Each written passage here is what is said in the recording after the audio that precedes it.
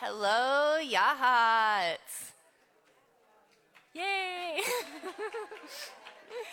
If everyone can find a seat, get their beverage, sit down, we're gonna get going here. Give everyone like a minute and then, yeah. Power pants. Well, welcome everybody to our 12th annual Land Sea Symposium. Can you believe we've been doing this for 12 years?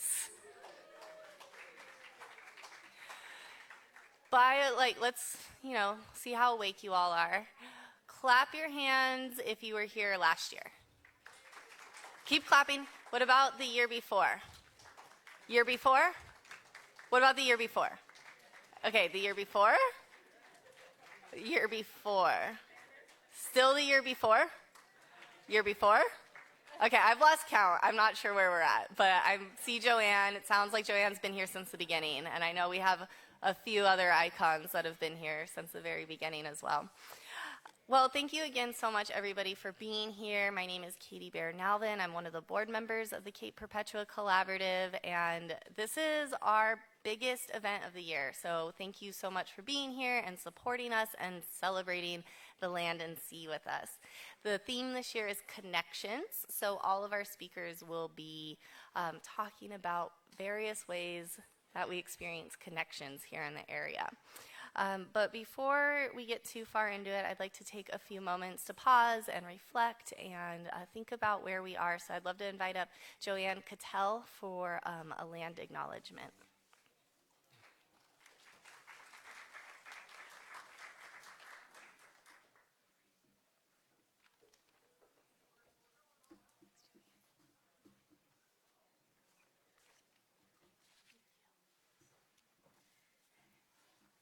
I'm short, so I have to put this down. Okay. Supervision for this land acknowledgement has generously been provided by the Confederated Tribes of the Siletz Indians, namely Robert Kenta, and the Confederated Tribes of the Coos, Lower Umpqua, and Siuslaw Indians under their cultural committee. This area, now called Yahats, is the homeland of the Yahik villages, of the Alseian-speaking people who lived here sustainably from time immemorial. The name comes from the Elsey word, which means to go, and which refers to the place at the end of the trail. Siletz says the following, that there's an Elsey creation story that says, quote, the Yaquina, Elsey, Yahik, Siuslaw, and Lower Umpqua people were all one people and spoke the same language. But the Coos, Lower Umpqua, and Siuslaw committee says the languages were different. In the late 1700s to early 1800s, diseases introduced by Euro-Americans killed many of the coastal tribal people, including the Elseys. Violence, battles, massacres also became the common experience. Survivors were pressured into signing treaties from 1851 to 1855 to live on a shared reservation with many other tribes.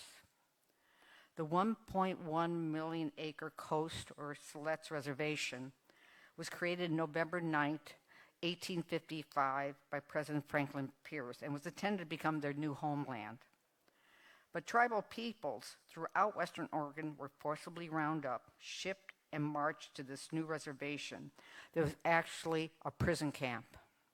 Many died on these trails of tears. In 1860, the Coos, Lower Umpqua people were forcibly marched barefoot from their homeland to the Elsey sub-agency, which is now located in Yahats, which was under the auspices of the larger reservation. In 1865 and 1875, the reservation was robbed of about 1,900,000 acres of its treaty-guaranteed territory. The land and resources were stolen, and treaties were violated by the U.S. government with absolutely no compensation.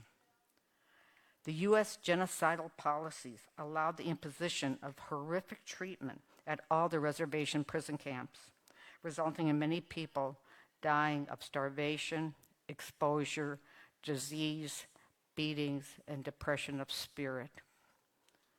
These truths include the documentation of a blind Coos woman, Amanda, forcibly taken from her daughter and marched barefoot 80 miles to the prison camp in Yahats. Amanda fell numerous times over the basalt at the base of Cape Perpetua, leaving a significant amount of blood. Despite generations of oppressive policies and cultural genocide through 9 federally recognized tribes in Oregon, their descendants, through perseverance, are successfully restoring their communities, rebuilding their traditions, and continuing to fight for recognition and protection of their rights. The Amanda and Yahik trails are solemn and spiritual trails that are reminders in perpetuity.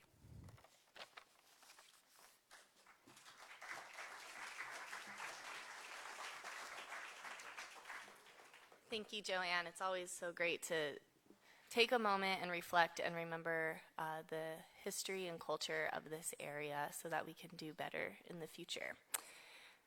So moving on here, again, welcome to our 12th Annual Land Sea Symposium. I'd like to take a few moments here to tell you a little bit more about the Cape Perpetua Collaborative and our event tonight.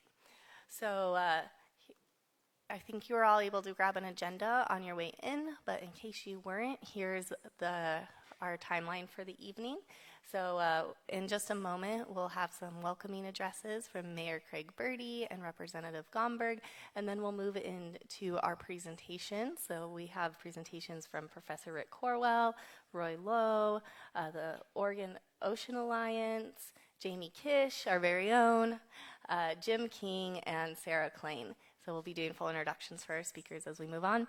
And then very importantly, at 6:50, we'll be taking our break where you can mingle, to go see our partner organizations, get some more food, refill your cup, and then we'll come back and do our raffle. So if you're interested in any of those raffle prizes, please make sure you get your tickets before then. The Cape Perpetua's mission, as you see here, our mission is to use the beauty and the special nature of this land as a catalyst for locally driven outreach, to be a voice for the lessons of the land and the sea, and to develop an indelible bond to place, to build generational partnerships, create synergy, generate self-sustaining and leveraged resources, to celebrate the stewardship of the land and sea, to educate and inspire long-term thought and long-term growth. So as a board member and working with the collaborative, this is a mission that we're working for in all of our programming, which I'd love to take a moment and talk about. I know we have several of our volunteers in the room this evening, so huge thanks to them, because without them we wouldn't be able to do any of this programming. But we have our Tide Pool Ambassador program. Raise your hand if you've been out on a tide pool tour with us. How awesome are they? Really? Just woohoo? That's it? Okay, I was like, okay, they're way better than that. All right, yeah, that's better. So we offer free tide pool programs in the summer months, getting people out to experience the world of the intertidal. Jamie Kish leads that program, and then we have a couple of other amazing tide pool guides that work with us in the summer. We hear some really amazing feedback from that program where people out here are scared of the ocean. Like, I know a friend who moved out here from Ohio, and he was like, I don't even look at the ocean. It's scary, right? So getting out with a trained expert naturalist, learning about this world that's only available for a few hours of the day is really special and really unique, and really starts to connect people to this place. And it's an amazing program, too, because there's a right way to go tide pooling, and then there's like a very wrong way to go tide pooling. And so it's a way to get people out and teach them about beach safety, beach etiquette, and become stewards of the intertidal. We also have Marine Reserve ambassadors, so you can volunteer in either of those programs and connect with members of the public about the area. So our Marine Reserves ambassadors are out on Friday, Saturday, and Sundays on the trail here and at Smelt Sand State Park, talking with members of the public about whatever interests them. We have some folks who love talking about geology, others who talk about birds, some folks who talk about whales, the Marine Reserve, favorite coffee shops, whatever you need. And we also have dog treats out there, so I'm sure some of you bring your dogs by to steal our dog snacks. That's what they're there for. We also do bio blitzes. Bio blitzes are when we go out and use the iNaturalist app, and this past summer we went out to see how many little baby pycnopodia we could find, which was very fun. Sea star monitoring, likewise, we go out at the lowest lows in the summer and do some sea star monitoring, which is a project that feeds into a database for the entire Pacific coast from Alaska all the way down to Baja California. So the work that we're doing is contributing, it's looking at our local area, but contributing to these really large data sets that help paint pictures about what's going on for the whole ocean. We also do our marine debris surveys once a month. So we go out, see at Cape Cove Beach, collect the debris that washes up, remove it, and also likewise submit all the data into a large database through NOAA. We do speaker series, so folks come and give presentations, and our community nights. More on those soon. They're coming back, y'all. We want you. Volunteers are wanted. Contact Jamie Kish for a good time. We're really fun to hang out with, okay? I can't stress this enough. We need some more volunteers to keep our programs running. So we're really fun. Come hang out with us. You get cool t-shirts. You get to hang out with Jamie. What's better? Also, if you didn't see, Jamie has a new email address. jamie@capeperpetuacollaborative.org. Yahoo! Email Jamie for a good time. And I also just want to take a moment to highlight one of our special programs that we're trying really hard to expand, which is our Young Wavemaker program. And in part of that, we offer paid internships to college and high school age students in the summer. And those internships are 100% paid for by donations. So when you buy a raffle ticket, that's what you're supporting. So I just wanted to take a moment to recognize that. And all of those interns do online webinars about their work. Another way to support us is by wearing our awesome merchandise. So several of us are wearing, Julia, would you mind standing up, please? Julia is one of our board members and volunteers. Model, walk it, work it, lovely. So if you want to look as amazing as Julia, this is your opportunity. QR code there, also on our website. There's a link to the shop. Thank you very much, Julia. I put you on the spot and you just totally just slayed. That was amazing. All right, now I'd like to take a moment. This is a huge milestone for the Cape Perpetua Collaborative. We've never had full-time staff before and never had a director. So it is my absolute honor to debut Cape Perpetua Collaborative's very first director, Talena King.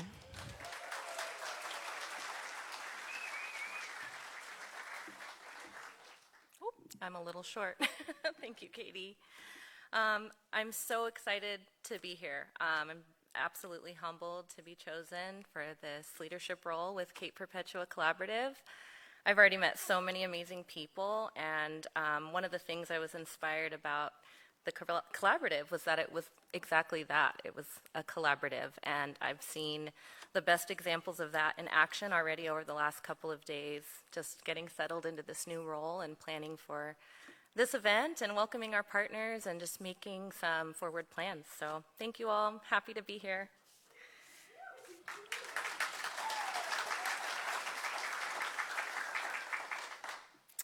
I just wanted to thank as well our partners. Thank our partners, Friends of Otter Rock. Oh, I'm sorry. Where is that? Yes. I'm just going to go around the room. So I have Friends of Otter Rock over here, Surfrider, Columbia River Maritime Museum, Trail Keepers of Oregon, Mackenzie River Trust, the Alaka Alliance, North Coast Land Conservancy. We've got Oregon Coast Aquarium, Concerned Citizens for Clean Air and the Highway 101 Pollinator, Cape Perpetua Collaborative, whoop whoop. Seven Capes Bird Alliance, 10 Mile Creek Sanctuary, View the Future, the American Cetacean Society, Oregon Marine Reserves, and the U.S. Forest Service. Thank you all. I also wanted to acknowledge the incredible artists that have placed things up on the walls today and here on our stage. We have Emmy Daniels, Girl in Water Photography, Andre Devine, Kathy Brandt, Raina Ekmonith, Cheryl Horton, and Jess McDermott. Give her a round of applause.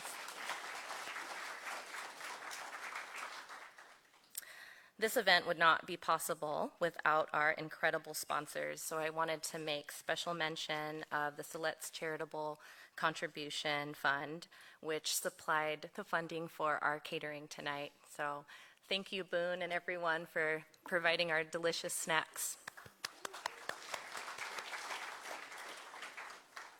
Sea and Shore Solutions also provided the funding for our bar tonight, so you can thank them for your wonderful drinks. We also want to give a really big shout out to Grocery Outlet in Newport. They were very essential in providing snacks as well as our alcohol for our annual partner meeting and tonight. So a very incredible and generous donation. Two Towns also provided all of our non-alcoholic ciders, and we just want to say thank you in general to Overleaf, Driftwood, and Kind Traveler for their continuous contributions to our organization. So thank you. All right. Without further ado, I'd like to welcome up Mayor Birdie.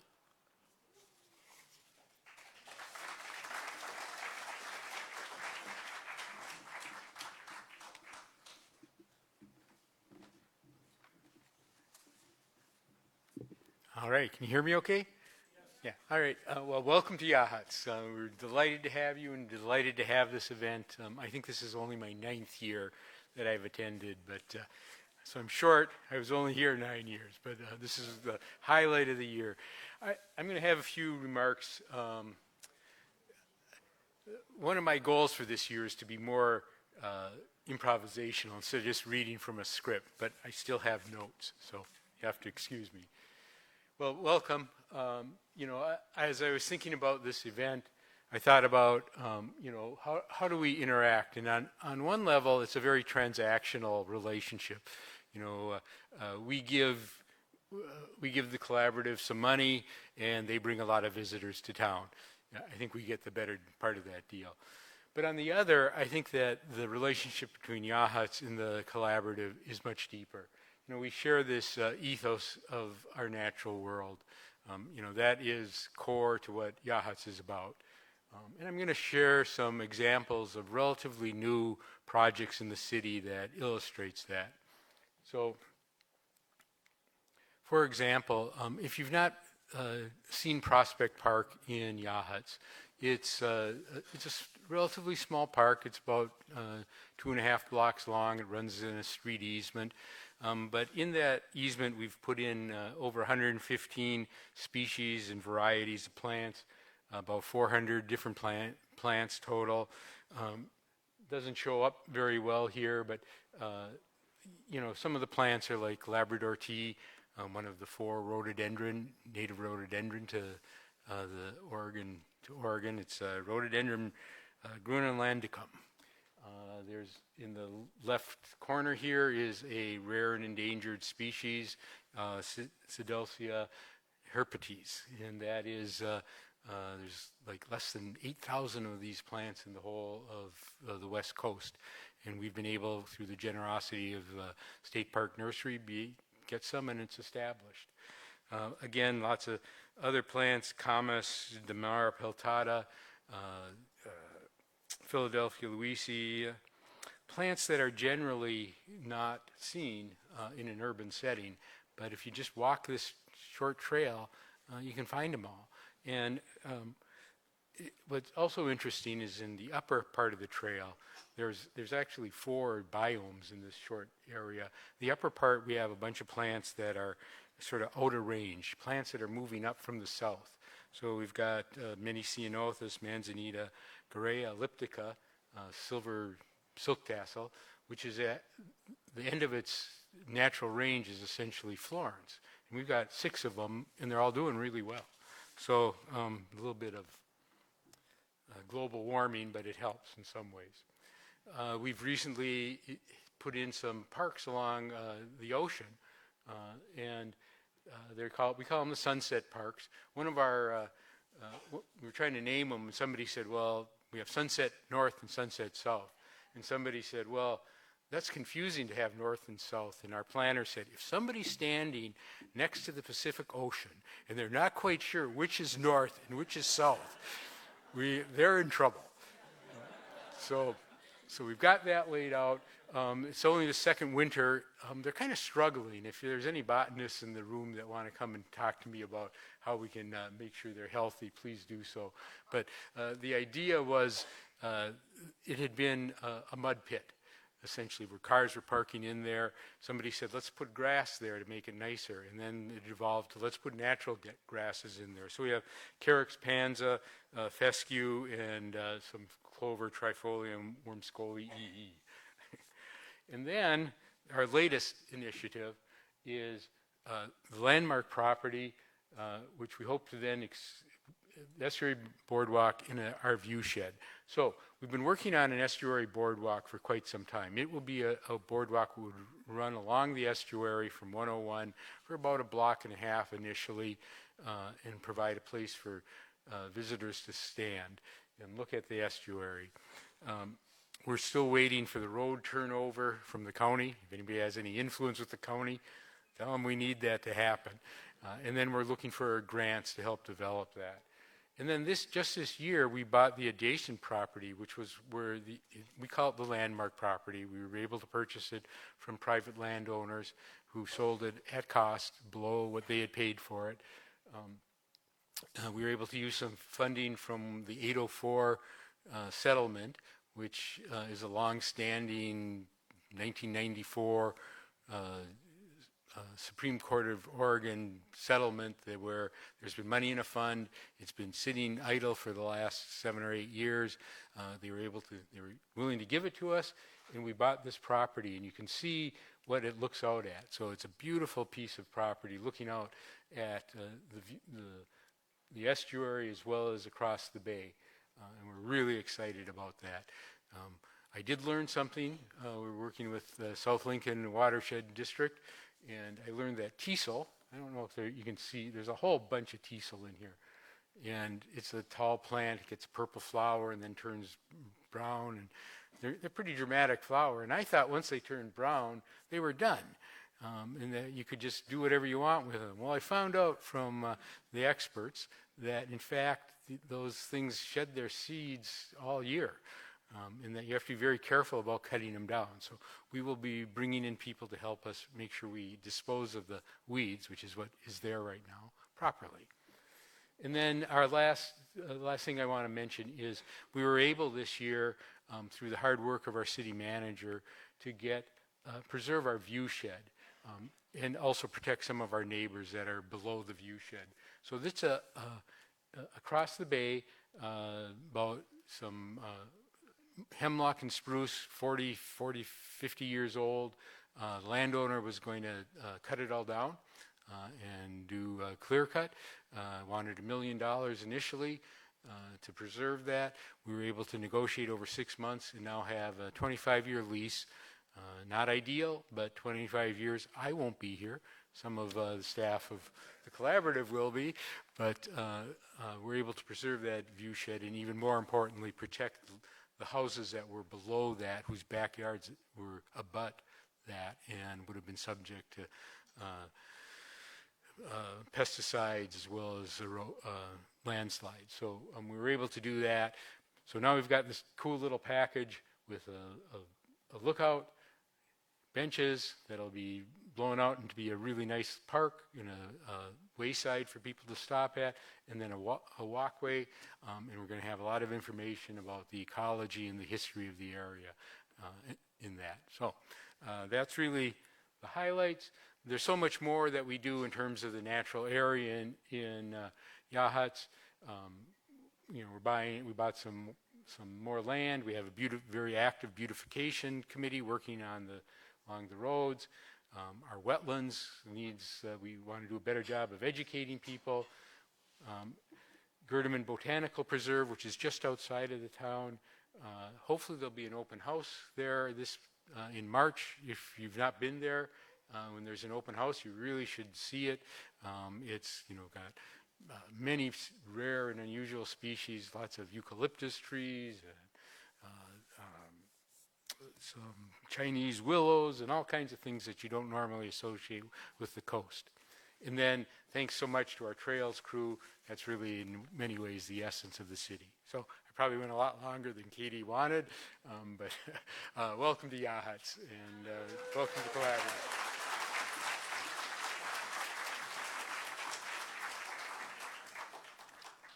Thank you so much, Mayor Birdie. We're going to bring up Representative Gomberg now to say a few words as well.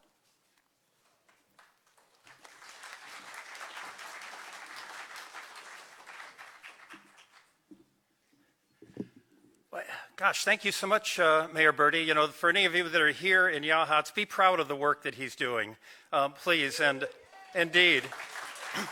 And Mayor, boy, no notes. Let me tell you from experience, it takes a lot of practice to speak impromptu. Well, hello, Cape Perpetua Collaborative. Look at all of you. My gosh, there's a few of you here in the room that were here for the very first one 12 years ago. Look how we've grown. This is just remarkable. I'm so very pleased to be here with all of you. And so pleased that you are willing to come out and learn and express your concerns during this very uncertain time. And it is an uncertain time. I mean, I went to Salem, the legislature's in session. I was over at the beginning of the week. It would look like it was going to be a fairly routine week at the Capitol. And then the president announced a freeze on all federal grants. Grants that cover everything from Head Start and early child care to health care through the course of our life and elder care, but so many other areas, including so many of them. I look around the edge of the room and so many of the people that are working here and the causes that we are concerned with and support depend on federal grants.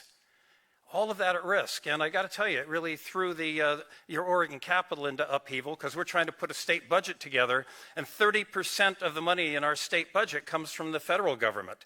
So we're trying to figure out what that all means. And after a week of scrambling and concern and an alarm, the president says, oh, never mind. And we start over again. So these are very uncertain times. But you're all out here and doing remarkable work, and there's so many advocates that are doing great things for the causes that we celebrate. But if you're interested in keeping track of what's going on in your Oregon Capitol, there's a couple that I particularly recommend. The Oregon League of Conservation Voters is one. The Oregon Environmental Council is another. I'm just going to take a second and brag. My OEC rating is 100%. It's not easy for a coastal legislator in a purple district, but and my ranking with the League of Conservation Voters is 89%.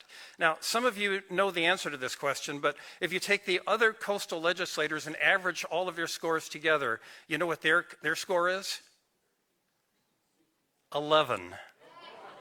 So we've got work to do. We've got work to do, and if you want to keep track of what's going on, like I said, you could sign up for news from the Environmental Council, sign up for news from the League of Conservation Voters. Of course, there's one more source if you're interested in regular information about what's going on in our state government, and that's my newsletter. How many of you are getting my weekly newsletter? Yeah, look at all those hands, goodness. For the rest of you, please sign up. It doesn't cost anything. And you don't like it, you can always take your name off it. We don't try to sell you anything, we don't charge you anything, and it's easy to unsubscribe. Well, let me talk very quickly about some of our victories and some of the things that we're working on for the coming session. And I want to begin with our Marine Reserves. I'm really proud of our Marine Reserve program here in Oregon, particularly since 3 of them are in my district, and that would be Cascade Head, Otter Rock, and of course Cape Perpetua. The other 2 being Redfish Rocks and Cape Falcon. You should be impressed that I could rattle all those off, by the way. But we went out and we got money to support the science and the research that are going on in our reserves last session. And then we found out that the leadership at Fish and Wildlife wanted to sweep those dollars away and use them for something else. And we were gearing up for a fight. We were really gearing up for a fight to get that money back where we had intended it to go and where we thought it would do the most good. And we were going to work that through the budget process this year. But in the first week of session, leadership at Fish and Wildlife announced that they had changed their mind and they were putting that money back where we wanted it to be. And that's a victory. That's a victory. We're working this session on protecting our nearshore habitat and eelgrass. We want to put more money into ocean science research through the Ocean Science Trust. That's going to be a big deal. I've got a program that we're trying to initiate, getting more Oregon seafood into school lunch programs. How about that? You know, last session we went to work to get more Oregon seafood into Oregon restaurants because we found out only 10% of the seafood served in Oregon comes from Oregon waters. And if we could boost that to 20%, that's a $100 million impact on the fishing industry. So we're working on that. Something near and dear to the hearts of people here in Yachats, but across the entire state, is recreational immunity. Are you familiar with this story? This is the whole issue about that if somebody is using public lands, public trails, our parks, and they have an accident, not through gross negligence, but ordinary negligence, they have an accident, can they sue the owner of that property? Well, you know, long-standing policy in Oregon statute was that we would have immunity for the people that made their properties open to the public if they were there to recreate. And a case came out of Newport a couple of years ago, and a woman on her way to the beach slipped on a bridge, was injured, and her lawyers argued that she wasn't recreating, she was on her way to recreate. Good lawyer. But the judge decided that this was something the jury was going to have to decide rather than throwing out any of these cases under the rule of recreational immunity. And immediately our city said, we can't afford the risk. We're going to start closing our trails down. We're going to start closing our parks. We're going to start limiting beach access. Can you imagine that here in Oregon, limiting beach access? So last session we were able to get a temporary hold on and restoring recreational immunity across the board. This year we are back making that temporary hold permanent, and that's something we're going to continue to work on very hard.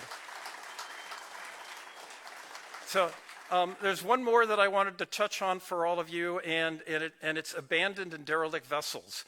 Big ugly boats that are abandoned in our public waters. And you know, because they're big and they're old and they're ugly, it takes about $1 million each to get them out of the water.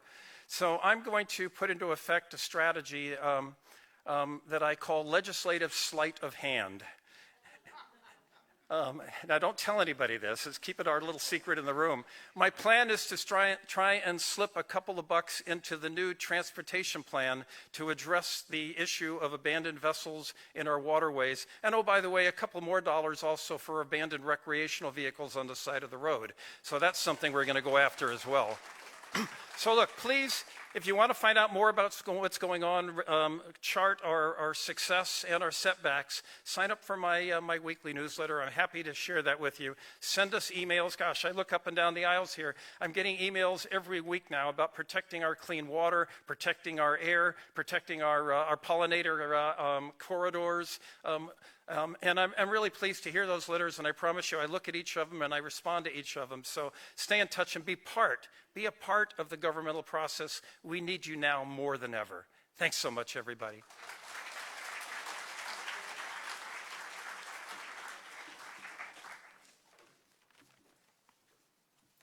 Thank you both so much for coming tonight and speaking with us. Now we're at that point in time where we're going to welcome our speakers up to the stage. Our first of the night is Dr. Rick Caldwell, as Katie calls him, Laser Rick. She'll explain a little more about that later. Dr. Caldwell is a geomicrobiologist who worked for 20 years at the Idaho National Laboratory before joining the OSU faculty in 2006. He teaches astrobiology, life beyond Earth, exploring the deep, and a field course called Cascadia. His research involves studying the microorganisms that live in various Earth systems, including the deep underground, marine sediments, river deltas, and Arctic permafrost. He led a decade-long global survey of microbes in Earth's subsurface and was the lead scientist or participant in over 20 scientific drilling or sample expeditions on land and several oceans. It's our honor to welcome you.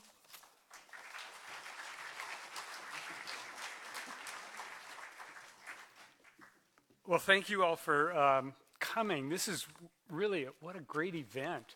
And I appreciate that Katie asked me, and it's great to meet you, Talena, and to correspond with you recently about this.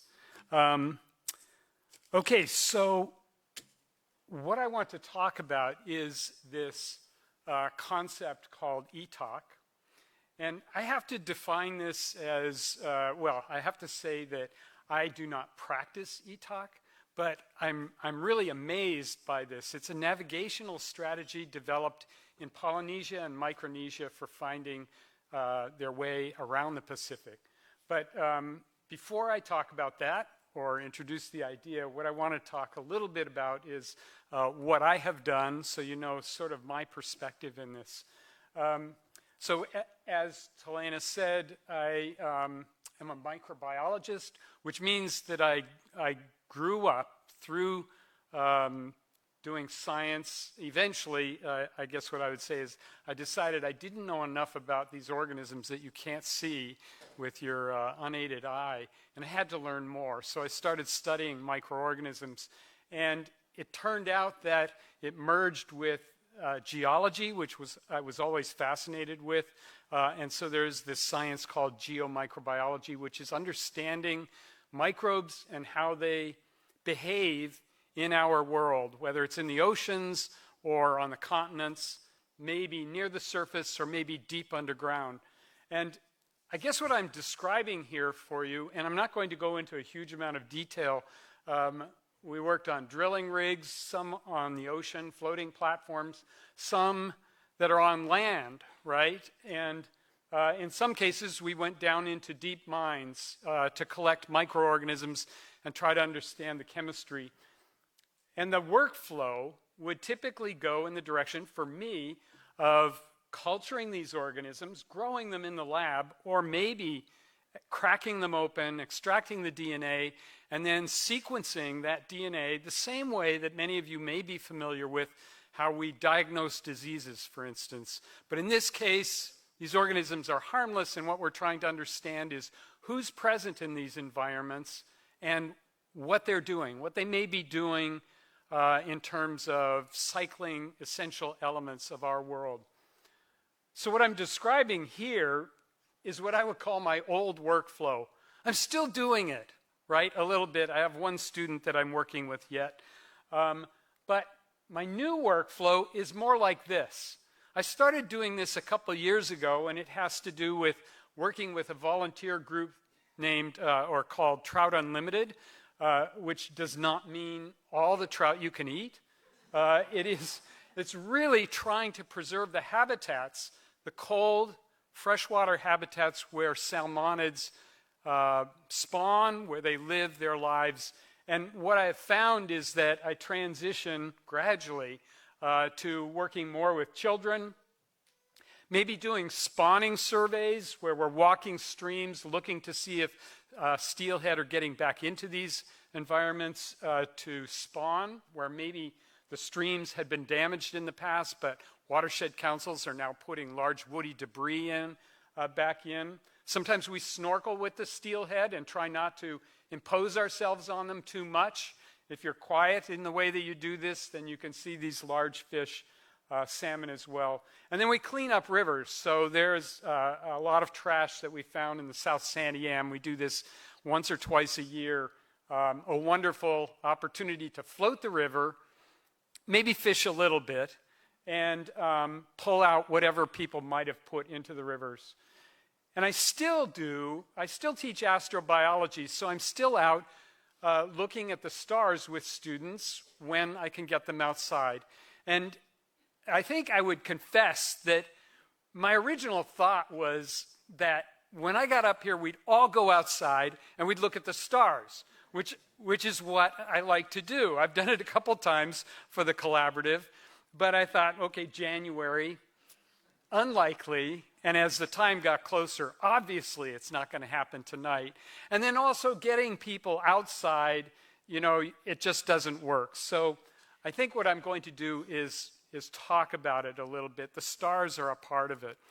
Now, before I go to the next slide, I just want to say that everybody in their lives, they perform tasks. Maybe it's an official, formal job, or maybe it's an informal job. And in some way or another, you get a report back on how you're doing. Sometimes an annual report, right? If you're employed, you meet with your boss and they say you're doing this well, maybe this you need a little work on. And so we all look at those ways as evaluating how we're proceeding. One of the things that we do is to do a hands-on DNA extraction to allow people to get a little bit more familiar with how we extract DNA from microorganisms. You can actually do this with strawberries and get a visible amount of DNA that you can see. And we even put it in a little plastic tube, and the kids take it home, maybe as a necklace or something.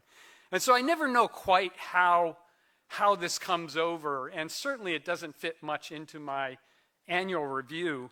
But one day, cleaning up the mess afterwards, as everybody was gone, I found this on the table. And I thought, this is absolutely the best review I have ever received.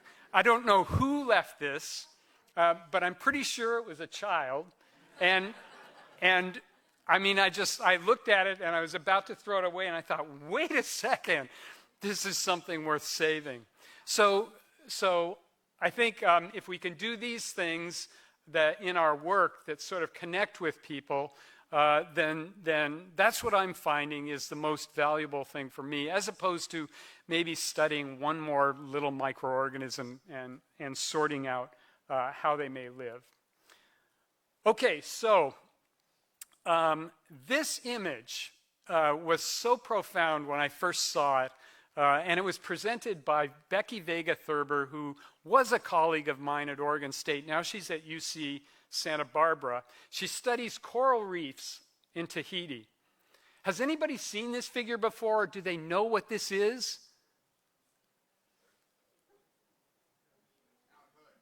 It's not Mount Hood, right, but good guess. So if you go to Tahiti in Google Earth and you zoom out, this is what you see. And if any alien came to our planet and they approached it from Tahiti, they would not see the conventional North America or Europe or South America or any of that. They would see this amazing ocean that is right next to us, the largest feature on the planet. So when Becky showed this, she was about to zoom in to Tahiti, but I thought, what an amazing way to demonstrate how important this ocean is to us. And this ocean, and many of you probably know this already, was explored subsequently by Europeans, but initially by Micronesians and Polynesians. And again, what I want to say is that I'm a scientist. I'm a microbiologist, okay? I look at microorganisms. That's my specialty. But in teaching oceanography and teaching astrobiology, which involves some consideration of the stars, I've come to appreciate what the Polynesians and the Micronesians were able to do in exploring this amazingly large ocean. So just to contrast, there's the European tradition of navigation, which most of us are quite familiar with, all right? It's the bird's eye view of our world, a two-dimensional plan. And if you just think of a map, how many people are orienting themselves, even a map on your phone, for instance, that's consistent with a Western approach to navigation. It's a written history, right? So we can document this, and it's been documented for a long time, and amazing explorers have found places in the world using this strategy. And of course, it uses the map and a compass. Okay, on the other hand, ETOC, this Pacific wayfinding, which was also discovered or used by Arabs as they navigated in the Indian Ocean, it's closer to what we would call dead reckoning, and it uses celestial navigation, so it uses the stars. So of course Western navigation did as well, things like sextants. But Etok depended upon celestial navigation. They paid attention to star paths, where they were on the planet, where different stars would rise, and they could recognize these stars. They knew the animals that they would see that existed close to islands. They knew if they saw a certain animal, they might be hundreds of miles still away from islands. They understood wind, waves, and currents. Okay, so as an example, they found Hawaii, a long distance away from the islands in Tahiti, where apparently they traveled from. And possibly they found Hawaii as they traveled north on these sailing boats, shown here, like the one that's extant called Hokulea, that was built just, I don't know when it was built, but it's currently sailing the world. I think it went down our coast within the last year or two. So they sailed this way. They probably sailed north, recognized when they had crossed the equator because they saw stars of the northern hemisphere that were remarkable to them and perhaps not so well known.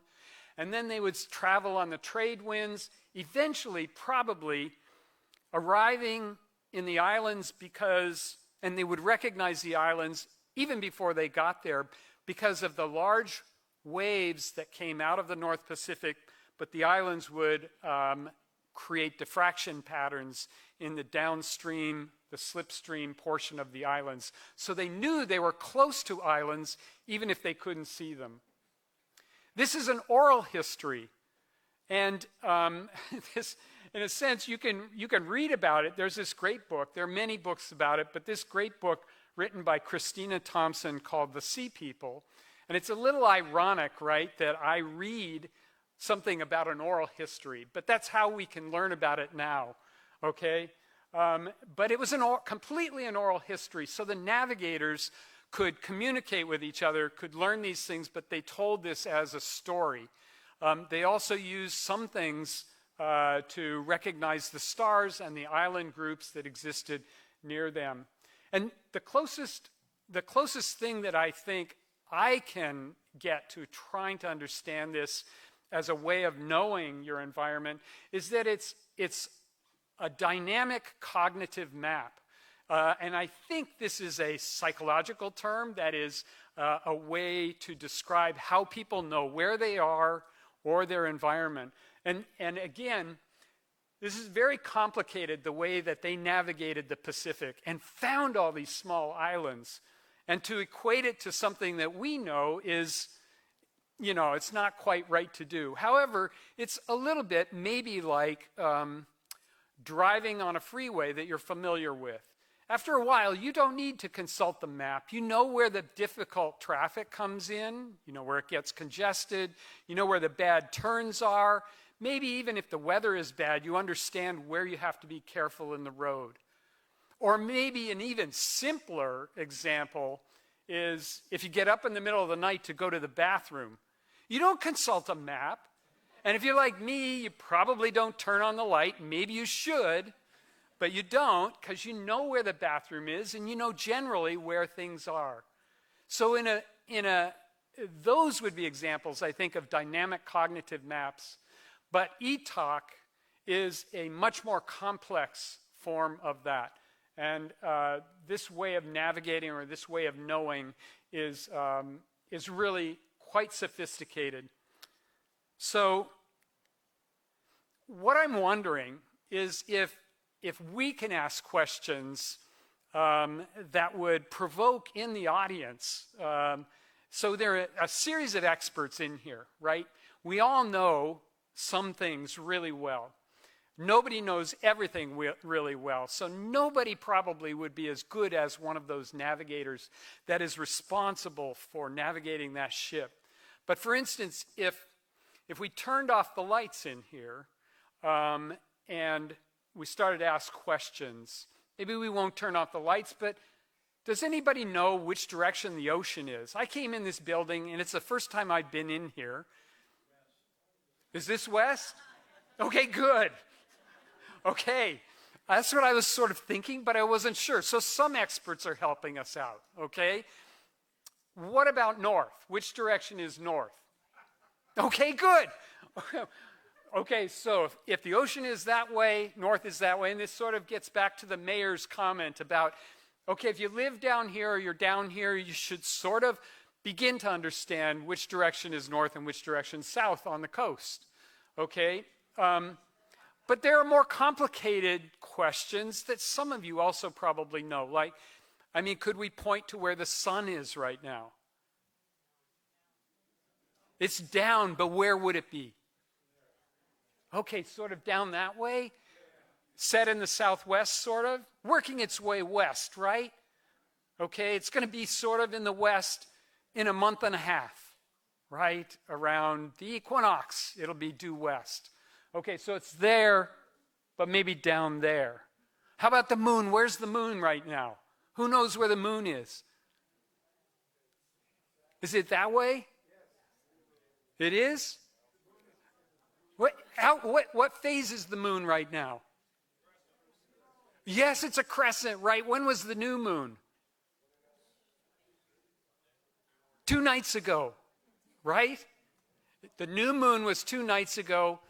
I mean, if the clouds hadn't come in and I could have gotten everybody outside tonight, maybe at dusk we would have seen this incredible crescent moon.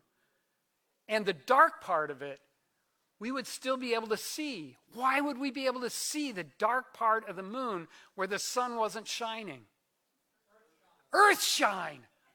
Well, that's so cool, right?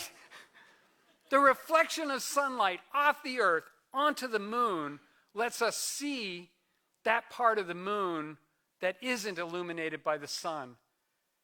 And that earth shine has the color, the wavelengths of chlorophyll. So you can look at the moon, that dark side that is kind of a little bit bright, just bright enough to see when it's a crescent. And if you study the wavelengths, it says that whatever is reflecting that light has a lot of plants on it. Now, I don't think that the Polynesians knew that. We've sort of put that together with some devices, right? Spectrometers to look at things.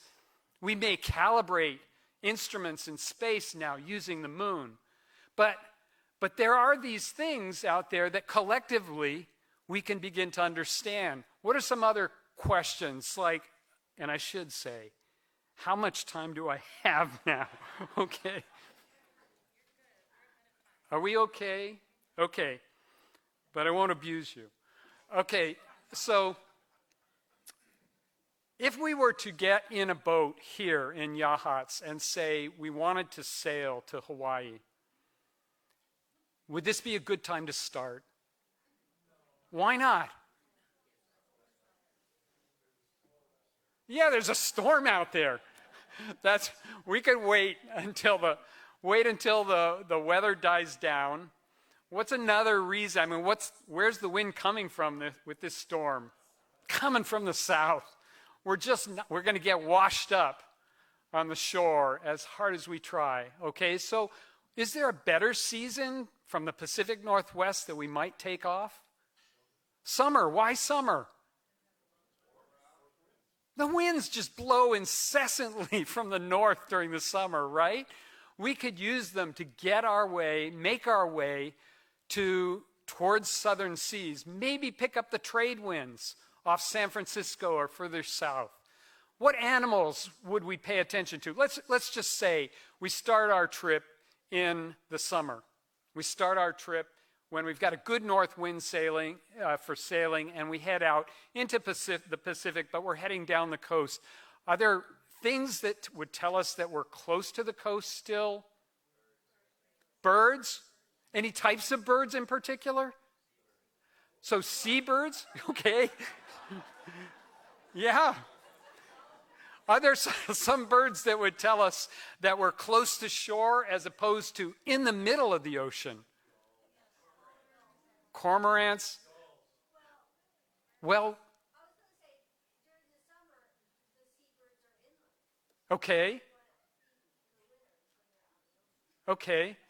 Yeah, so there may be times, right? I mean, if you walk the shore now, there just aren't as many birds as you would see during the summertime, right? And I don't study birds, But obviously, there are enough people in this room that would be on this raft that would help the navigator who knew the stars, but maybe not the birds. But those navigators knew the birds too. They would recognize, for instance, maybe they were 100 miles away from an island if they could see a bird that would fly from its nest on an island, forage, and then go back to the nest. They recognized those birds, and they knew they could see where they were flying, so they could recognize that land was in that direction. Maybe there's some birds around here that would similarly allow us to know which direction land was if we were offshore enough so that we couldn't see it. And there are these things called dawn larks. What's that? Merlet. Why do they call them dawn larks? What's that?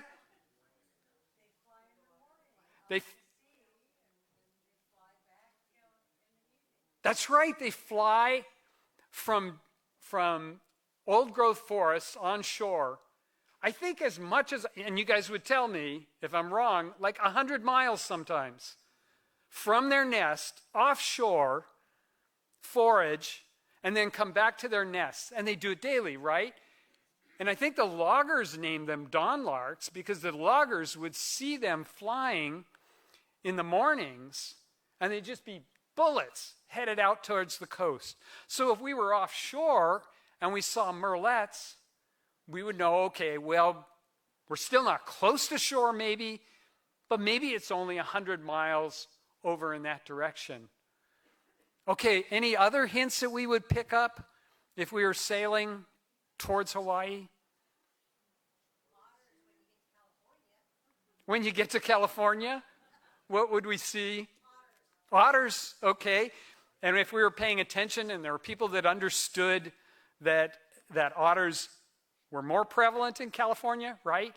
Still trying to get them established here, or am I behind the times? That's true? Okay, so maybe it'd be a clue that now we're getting into an area where not too far off the coast, maybe there would be otters. Okay, so collectively we can start to solve these problems. We may not still be safe because it's a big, dangerous ocean, and we really would probably need a Polynesian navigator with us. So we could go on for a while, but I guess I want to ask, why does this matter? And I have things in my head why this matters, but I'd kind of like to hear what people think. This is sort of what I do with students, okay? You know, is this important? Or I'll put a graph up there and I'll say, interpret this graph, and I get sometimes really great answers, always really fun answers. But why does this matter? That we think about how there are different clues in our environment that we can use to navigate, and we don't have to use, for instance, a compass, or we don't have to use a device that would portray a map or something that we're familiar with. Is this important? Also, technology fails. It does. What? The poles can switch. They can wander too. Now, the Arab navigators knew about compasses, but they would not use them. They were more comfortable paying attention to the stars, the elevation of the stars, and they could determine from prominent stars where they were in the Indian Ocean based on the elevation of the stars. And that would tell them which ports on the coast of Africa they could navigate to. Or the Polynesians would pay attention. They didn't know about compasses to our knowledge, but they knew prominent stars. So there's one that will rise, I don't know, it'll be about 2 a.m. if we could see it.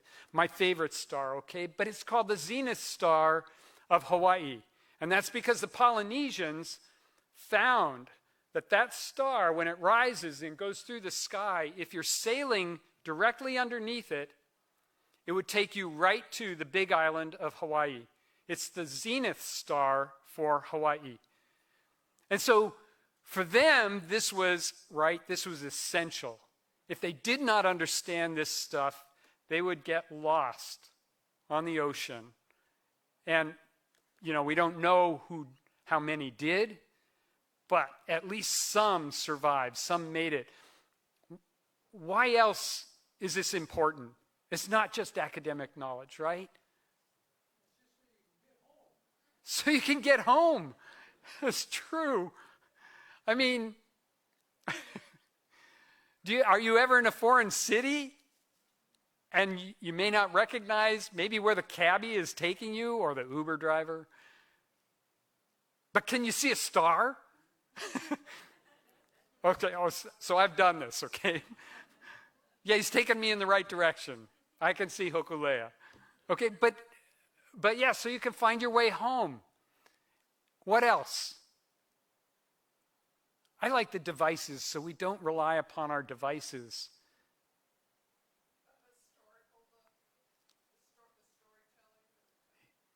Yeah, the storytelling, I think it's an important part of our culture that we learn how to tell each other stories and sustain those stories, maybe be creative with them, possibly so that they have a moral, but maybe not. Maybe they're just humorous, or maybe they help us in some way. Any other things? Climate change, how?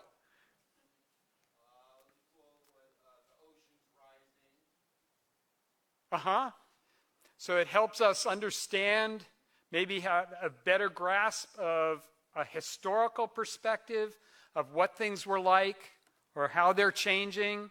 And I guess I would say recording these sorts of things for future generations. Okay, I think the representative and also the mayor both talked about doing things for future generations. And I think the idea of paying attention, maybe collaborating and solving problems collectively, maybe not as serious apparently as being on a sailing vessel in the middle of the Pacific, but analogous, right? We've got some problems to solve, and I think collaborating as we move through dangerous conditions helps. And solving these problems in a collaborative way. It's probably true that we don't all like each other. I mean, maybe in this room, okay, but in the broader world, we get in arguments and stuff, but we're still stuck here, and we're not going anywhere anytime soon, no matter what anybody tells you, okay? So figuring out how to work together just perhaps in a similar way that the people on those small rafts realized, sailing vessels, realized that they had to work together if they were going to get to a new place. Okay, so I want to stop there, but if there are questions, if we have time, I'd be happy to answer them. Okay, any questions or comments? And I can't really see, so I'll put my hand up so I can see if... Yeah? Was there a lot of collaboration among the various indigenous people that were traveling the ocean? I think that, so it's interesting because I believe that this concept of itak was almost lost. That is, through loss of the cultural aspects in Polynesia and even parts of Micronesia or Melanesia, it was the skill was almost lost. However, a navigator was found in Micronesia that reestablished it. And he essentially, his name was Mau Pialag, he trained people in Hawaii, possibly in Tahiti, but he trained them so that it was relearned, it was recaptured, and that's probably a good example of rescuing it through a collaboration. But I'm pretty sure that they probably collaborated during the times that they were using it, talked to each other a lot. Thank you. Oh.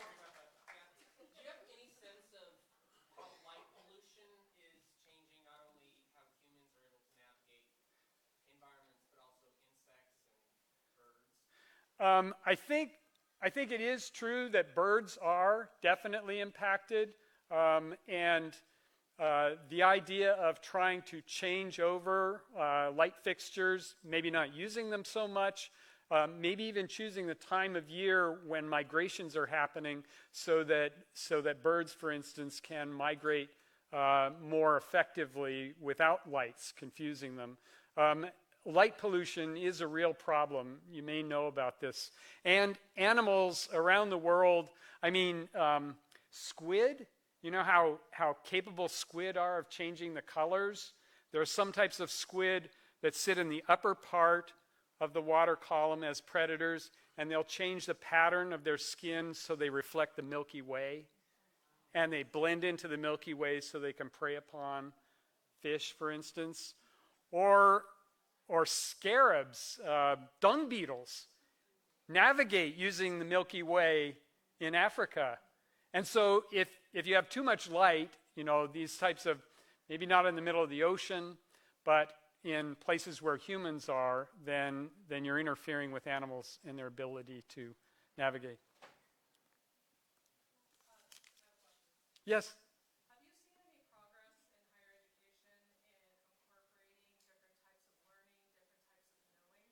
types of knowing? I guess I would say I have seen progress. I would still say, you know, a challenging thing is here I am, a white male, talking about it, and I understand from, like I said, reading, but it's not a part of my culture. And so I believe that gradually this is changing, that more and more people that have cultural roots in other ways of knowing are becoming a part of academic systems. And I do think that, so for example, more and more research projects, if for instance one is writing to get funding for doing research, more and more of it requires collaboration with indigenous people in the place where you, for instance, would want to do your work. So it is happening, and I don't think this is going to go away. I think there could be a period of time when it may be challenging, but it's not going away. These things aren't going to disappear. Thank you very much.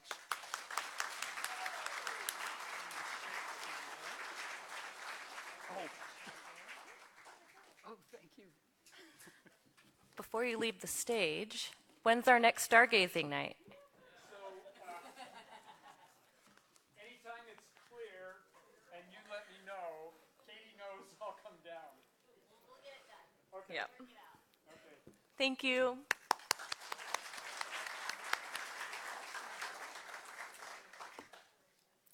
All right. Now we're going to hear from Roy Lowe. He's got a presentation called Migratory Birds Connect the World. Roy Lowe is a resident of Waldport. He graduated from Humboldt State University in 1977 with a BS degree in wildlife management. He was employed with the U.S. Fish and Wildlife Service for more than 37 years.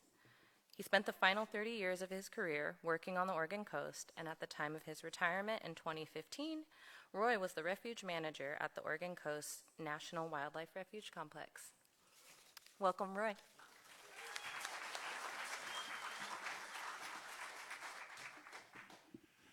Thank you. Tonight I wanted to talk about migratory birds. You know, they connect habitat locally, but many of these birds are world travelers, so they connect habitat worldwide. They use a variety of habitats, they use a variety of ecosystems, and so I wanted to start off with a bird you can see here locally. These are harlequin ducks. It's a species of seabird, and it spends 3/4 of the year along our coastline in the rocky areas. So right here locally in Yachats, they forage in subtidal and intertidal rocky habitat along the coast. But interestingly, they leave the coast to breed, and they breed along fast-flowing mountain streams. So the closest breeding area to here would be the Cascade Mountains, but many more pass the Cascades and go farther inland to other mountain ranges all the way into the Rockies. So this bird was previously mentioned. Hopefully you all know that this is a marble murrelet. It's a threatened species, very small species of seabirds that breed in old growth forest. And it is not a species you could use if you're offshore to find out where the shoreline was, because during the breeding season, they are right along the shoreline. So the surveys that they do don't go further than a mile out. They forage right along our coastline, so if you were to go down to the 10-mile creek area and put a scope up along the coast there in breeding season, you could see these birds offshore. They're literally often on the backside of the waves. In the wintertime, they change plumage, and they have this sort of black and white appearance or gray and white appearance, and they distribute along the coast. We know less about their movements, but they don't just stay here. They do move up and down the coastline. So this is a bird that, this is a Swainson's thrush. It's in the family of thrushes, just like the robin is, but it's smaller than a robin. And they nest at Cape Perpetua, where I took this photo, and they actually nest throughout town here. If you've got a really shrubby, brushy area next to your yard, they're probably running out to your lawn and feeding, and then they're back into the brush. They're only here during the breeding season, so they breed here, but they winter in Central and South America. So this individual species got me really interested in a relatively new tracking system called MODIS. And MODIS is Latin for movement, and it was established by the Canadian Wildlife Service in 2013. And so researchers tagged birds, bats, even butterflies with tiny radio transmitters, and each one has a unique code. And as these organisms move along, when they fly close to one of these towers, it automatically records it and sends the data to the internet where anyone could look at the data. So this is called a MODIS tower. It's a fancy name for an antenna. And under ideal conditions, it can reach out about 12 miles and capture radio signals. But it's line of sight, so the mountain ridge you see in the background would be blocking the signal from going further, and groves of trees, buildings can block the signal, so it really is a line of sight. But it is a good system, and it's growing rapidly. This is a view of the world with the active MODIS stations with a yellow dot. And you can see North America has quite a few. They've been rapidly expanding in South America, and Europe is going pretty well. We haven't gotten on the African continent yet, and there's one MODIS tower in all of Asia. It's in South Korea, monitoring yellow-browed buntings. So this is zoomed in a little bit. This is actually from the website that you can visit. And if you click on the yellow dot, then all the data starts popping up.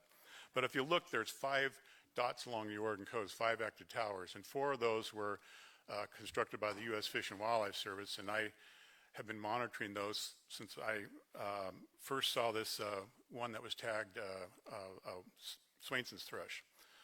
So this is the closest one. This is on top of the Marine Studies building at the Marine Science Center. We put this one up last spring. But I'm happy to report that the U.S. Forest Service has acquired all the necessary equipment for a MODIS tower, and it will be put up later this year at the Cape Perpetua Visitor Center.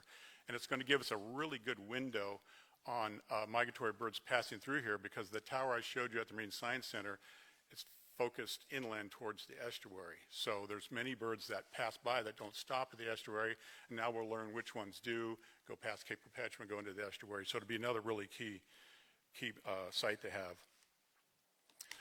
So the Swainson's thrush, there's a study up near Whistler, British Columbia, and there's 2 subspecies of Swainson's thrush, and the ones that breed east of the Rocky Mountains and far to the north are the olive-backed subspecies, and the ones that breed on the west side of the Rockies and down through here are the russet-backed. And they're doing this research where there's lapover and intergrades between the 2 subspecies. And so I know they've tagged at least 300 birds, maybe more, with these little radio transmitters. And here you can see one left Whistler, and it flew down. It was recorded at a couple of Canadian stations, flew across the Straits of Juan de Fuca, and then the next place it was recorded was our station at Bandon. Now the computer actually draws that straight line. The bird does not fly straight like that. But we know the sites, the 2 it goes between, so we know the minimum time. We know the time that it takes to get between the 2 towers, and we've discovered some incredible stuff by shorebirds, how fast they're moving. but that we don't know the track line itself. So I was looking at this bird, and I thought, oh great, we set up this tower for shorebirds and we got a varied thrush. And I checked at the site a little bit later, and I was astonished at the next site that this bird was recorded, because now it's going to Central or South America, and it was recorded in North Carolina. So I'm thinking, I'm new to Motus, I'm thinking, oh man, we already have a problem, something's not working right here. So I went to their site at McKay Island and checked in, and they had 10 birds from that same Whistler project that arrived within a 2-day period. So it was good data. And one of those birds, after it left Whistler, the first place it was recorded was Wisconsin, and it was recorded a couple towers there. And then the next site was the panhandle of Florida, and then for some unknown reason to us humans, it realized it had bypassed North Carolina, so flew northeast to North Carolina before it then flew to Columbia, where it was recorded by one of only 4 towers in the country. So pretty incredible. But if you think about the planet shape a little bit different than we look at maps, you can't see it, but there's a red dot right there, and that's Bandon. And it may be, I don't know, it's just speculation, it may be that these birds are like our planes and boats following a great circle route, because it may be shorter to fly along this part of the coast and down than to come straight down this way. So we always look at maps like this, but you tilt the earth, you think, oh, okay, I can believe that. So another species I want to talk about, a common species offshore here, is a black-footed albatross. It's one of our largest seabirds we have here, 7-foot wingspan. If you're an albacore fisherman or a halibut fisherman, you've probably seen these birds, but basically you got to get about a dozen miles offshore before you start to have a really good chance of seeing them. I've seen them closer. Once I saw them from land, but they're basically out there a ways. 97% of the world population of black-footed albatross breed in Hawaiian Islands. And again, you probably can't see it, but there's a little red dot here. And that is French frigates shoals. And somewhere around 30 years ago, when technology got good enough, they put satellite transmitters on black-footed albatross so they could start seeing what they were doing during the breeding season. So they lay a single egg, and when the chick is small, one of the adults stays with it to guard it and help it with thermal regulation. But when it's like a week to 10 days old, they can leave it. It can thermoregulate and take care of itself, and they can go out to forage. And so in this early chick stage, they're foraging, again, it's tough to see, but that red ring, they're foraging out to 200 to 300 miles to feed the chick. When they get much larger and the food supply, the food demand is really large, they do this incredible flight. At least some of the birds that were satellite tagged were flying to the U.S. West Coast and feeding and flying back to Hawaii to feed their young. And when you think about it, our upwelling zone and our California current is super productive. And so they have determined that it's worth their while to expend the energy to come all this way, load up, and go all the way back, as opposed to foraging in tropical, subtropical waters, which aren't very productive, and you have to travel long distance to find anything. So this is pretty astonishing to learn. And they don't bring back whole fish or squid or stuff. They actually process that down into really rich oil, and they regurgitate that oil to the chick. And it's got to go a number of days without feeding. The adults are probably going at different times. But as you can see, this chick is not hurting. It's pretty darn healthy. Okay, the last bird I want to talk about is a real champion migrate. This is a bar-tailed godwit, and these birds breed, and the North American population breeds along the Arctic coastline of Alaska and along the west coastline of Alaska.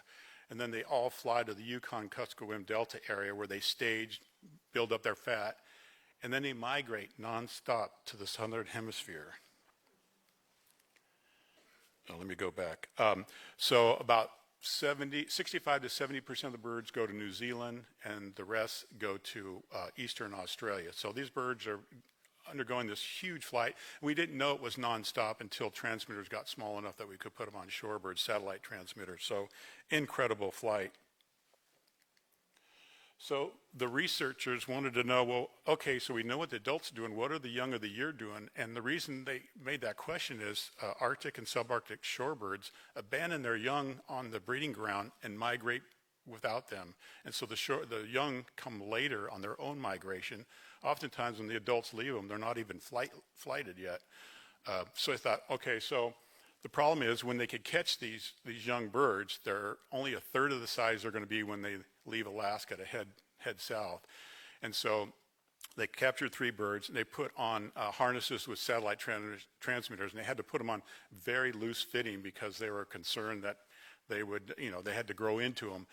But the fear was they would slip them, and they would actually drop them before they left. But this one bird, B6, retained his transmitter and did the normal things that birds do, went to the YK Delta, and then it set a new world record for nonstop flight by a bird. Now this bird was 4 months old, and it flew 8,425 miles nonstop. So what map was that bird using? And if you look, it made a hard right turn and went to Tasmania. I think it got the feeling like if it kept going, it was going to be an Arctic popsicle. But astonishing that a bird that young could go that way. So obviously it's encoded in their DNA, their migration, and how to do it. And one of the ways they do that is they super increase their fat reserves before they migrate. They absorb 25% of their liver, kidneys, and digestive system, and they can actually increase the size of their heart and chest muscles for this flight. And can you imagine if we went through something like that? It's like really incredible. So they don't make the same route on the way back. On the way back, they make a nonstop flight to the Yellow Sea, which is bordered by China and the Koreas, and they stage there in some really, really important wetland areas that have been really impacted by development. And they stage there, spend another 4 or 5 weeks getting more fat, and then nonstop flight to Alaska. And you can see the red up there shows the North American breeding population where they breed. And then the red over on Russia is for the other species, subspecies that actually goes to Western Australia. So, so these are the return routes. The red and yellow are North American birds, and the white blue are Russian birds. You can see they all hit that Yellow Sea area. So there's been a lot of conservation work over there, some that I've been able to be involved with, trying to protect habitats there. So on May 1st, 2017, 4 birds showed up at Bayshore in Waldport, and this was a big deal. There had only been 4 spring records of all time of this species along the West Coast. So it was really, really fun. They were here locally. There were also 17 up in the Clatsop County and the Clatsop Spit area, and birders came from all over the state and surrounding states to see these birds, and they were around for maybe 10 days or so, so it was really, really pretty fun. Sorry, I went backwards. There was one bird, wondering, what is going on? Something's, yeah. Oh, there it is, okay. It's probably me, it's probably not technology. So there was one marked bird in Waldport. He had all these bands and flags, and so we figured out who had marked their bird in New Zealand, and we contacted him, and he told us that the bird was banded on November 17th, 2004, and was at least 3 years old. It could have been 10 years old, but we know it was at least 3. So I did the napkin calculation. I said, okay, if it was 3 years old when it was banded, then up to this point it would have flown 300,000 miles during migration on these routes.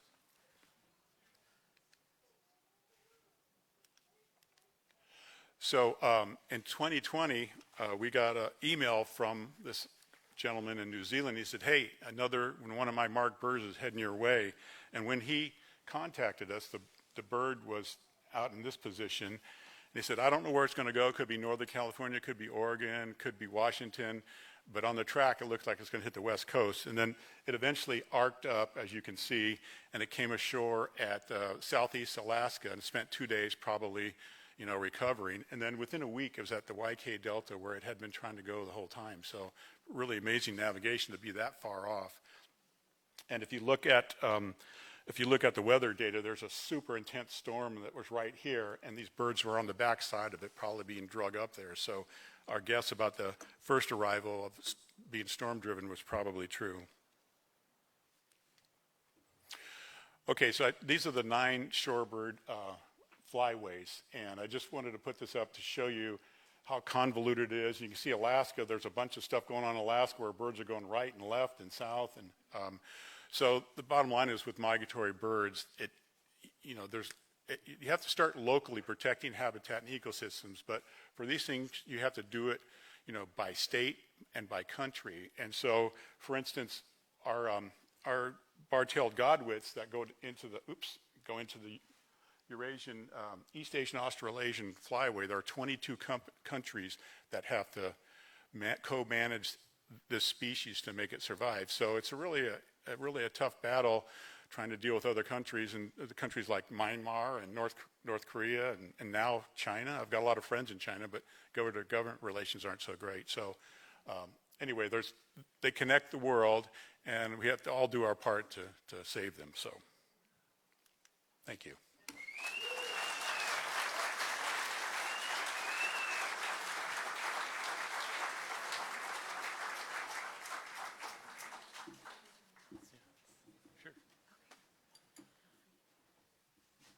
Any questions?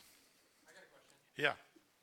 Are those satellite transmitters sensitive enough that you could tell the bird was resting on a ship? Like when I saw the maps there, I was wondering, do they coincide with shipping lanes? Are shipping lanes ever altering the migratory pattern of these birds? Occasionally birds will, alight on a ship, and sometimes a rare bird will show up, like in San Francisco Bay. I think a penguin showed up on the ship or something. So that occasionally happens. But with these transmitters, if it rode the ship for very long, they would know the timing of how slow it was going as opposed to flight. So they would be able to figure out. It's not to say that they wouldn't stop and rest, but what's amazing is these bar-tailed godwits, they may not even see land before they hit New Zealand or Australia. They may see an island in distance, but it's all open water. So, Paul.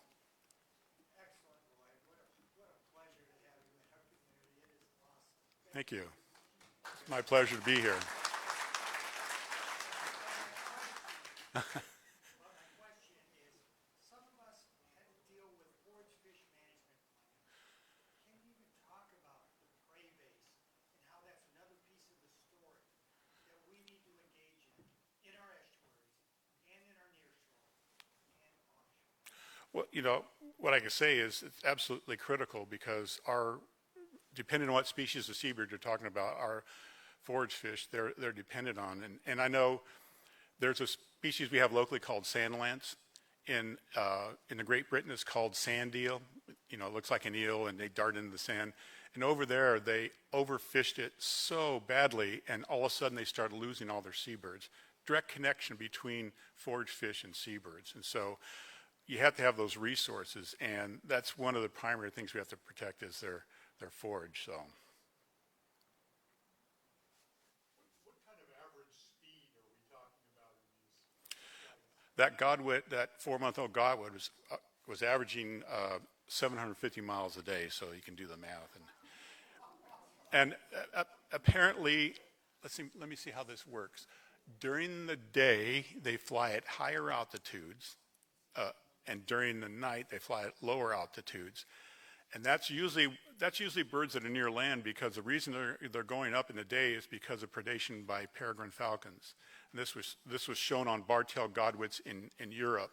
They couldn't figure out what was happening with these radio transmitted birds, and they found the transmitter in the peregrine nest.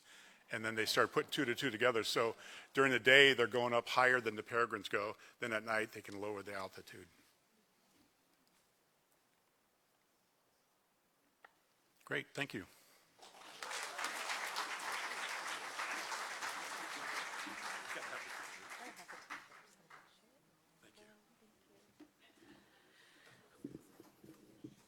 Thank you so much. Well, we're a little ahead of schedule somehow, but we're going to open up for a break, and we'll give some opportunity for people to check out the tables and to go check out the raffle items and put some tickets in. After the break, we will do our raffle drawing, so make sure to get that in at this time. And we'll see you soon.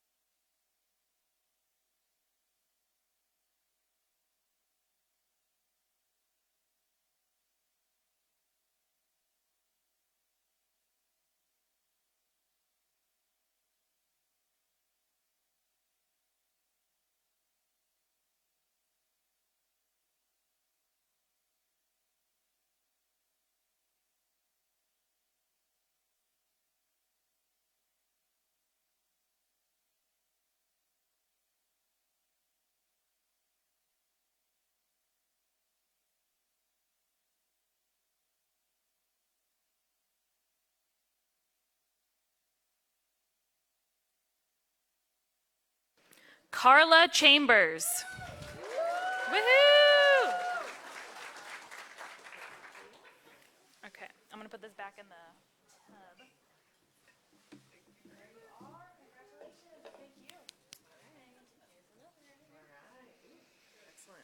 Okay, a 1-hour massage donated by Massage Thy Neighbor. $90 retail value, expires 1/31/26.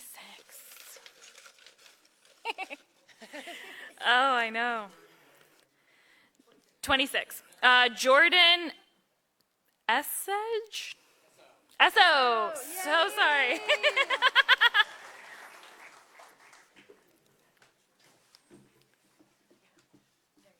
Congratulations. Thank you for entering the raffle.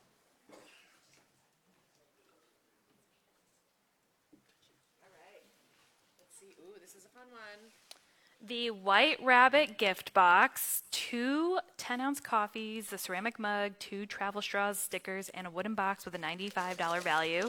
Thank you, White Rabbit Espresso.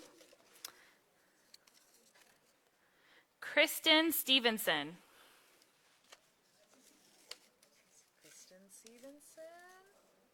Is anyone in the back room? Is there? We do have to be present. I love rule followers. Can you holler in the back room just in case? Kristen Stevenson. Going once. Okay. No one in the bathroom? Oh, Okay. all right. We could, okay, we'll give Well- her the benefit.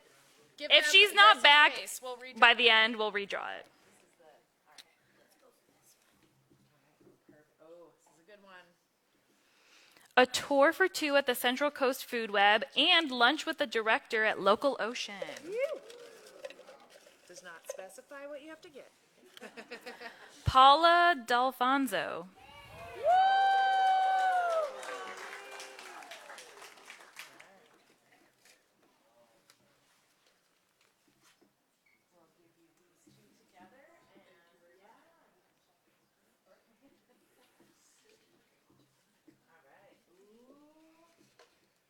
Okay, Oregon Coast Community College and Aussie set, which includes a hoodie, 2 travel mugs, and a $50 Aussie Surf and Shop gift card. $113 value.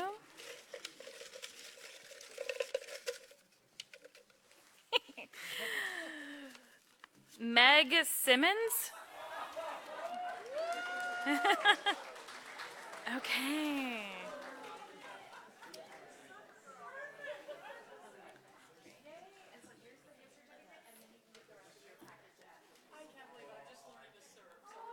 Oh, yay! Nicole in the back has the other goodies. Okay. 6 passes at OMZ, $138 value.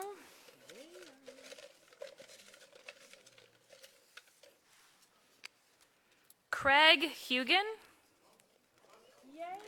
Woohoo!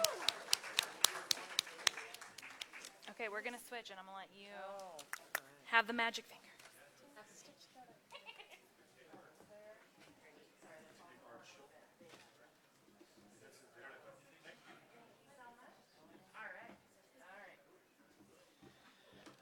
All right, we have the custom art by Mary Mack, the framed whales and lotus piece.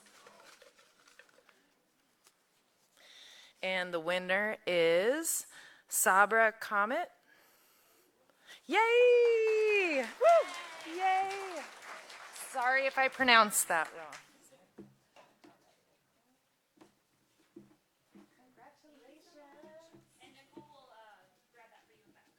All right. Next, we have the $50 Beach Street Kitchen gift certificate and the Lunate leather wallet. Let me put that one out if you want to just hold that so I have a free. Oh, there we go. And the winner is Jean Erdahl. Yay! So, and that is everything there. Perfect. Oh, yeah, she was in there. This is both the Yes. Yay, congratulations. Yay. All right, next we have the first Two Towns gear pack. This one had the zip-up hoodie, the t-shirt, and a hat for $90 value. And the winner is Emmanuel Kranica.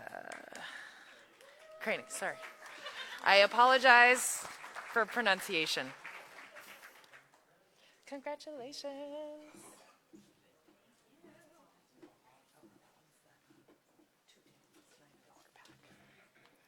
All right, okay, this one is the hand-dyed octopus and sea star tapestry by Ocean Dynamics.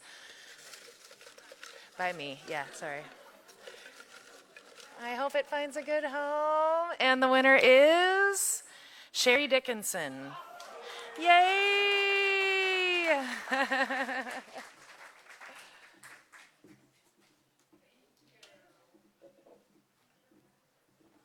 All right, last three here. This one is the Beachy Keen and Two Towns package. So for the crocheted plant and 2 hats and a t-shirt and a bottle bag.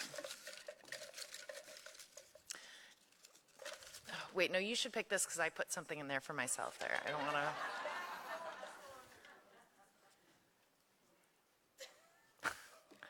It's me. Sorry. We verify each other's purchases, I swear to God. That was not planned, I swear. Like, I didn't draw it. Yay. Sorry. All right. Oh, this is a fun one. This is the Josie Iselin gift set. So scarf and a limited edition poster because it is sold out. So it's no longer available. $105 value. And the winner is Anne Armstrong. Yay!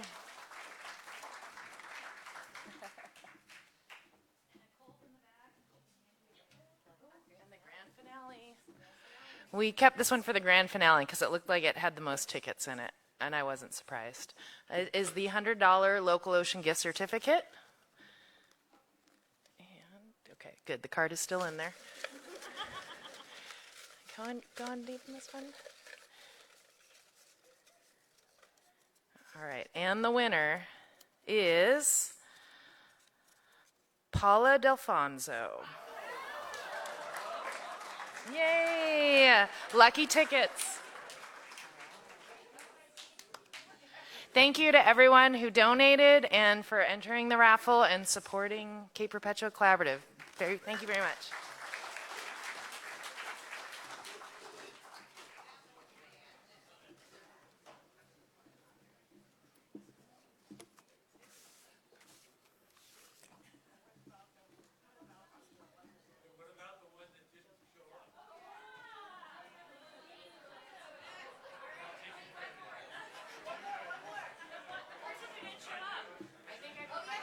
Too. Okay. You could draw. No, you should draw because I put my name in that one too. Should we see if they're here? Wait, one last call. Kristen Stevenson. Kristen? All right.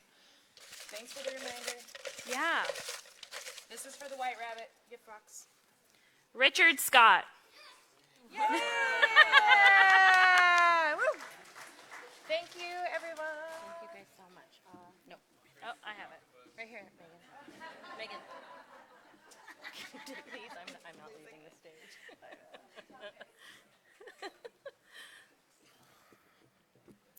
All right. Thank you, Leslie and Megan.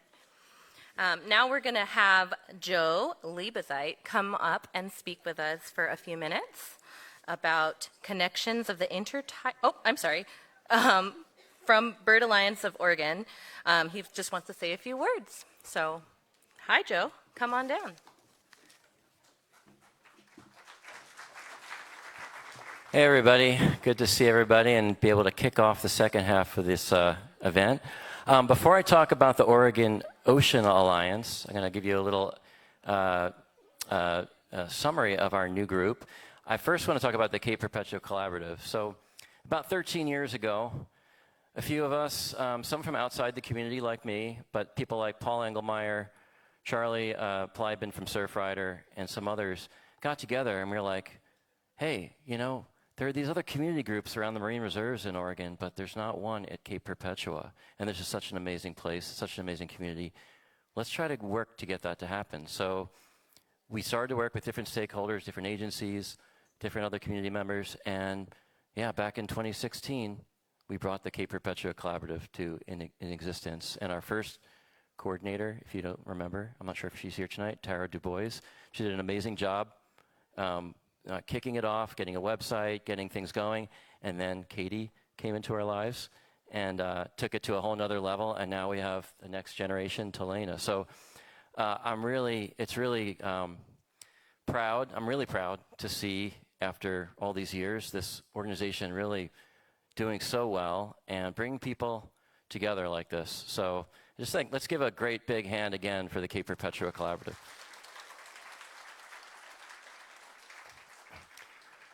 Okay, so for my few minutes left, I'm going to talk to you about the Oregon Ocean Alliance. So about a year ago, a number of different conservation groups focusing on ocean conservation issues in Oregon got together, and we were like, you know, when we go to Salem and we try to get legislation moving, you know, like a lot of the legislators just don't talk about the ocean or don't know about the ocean, don't know about the coastal issues.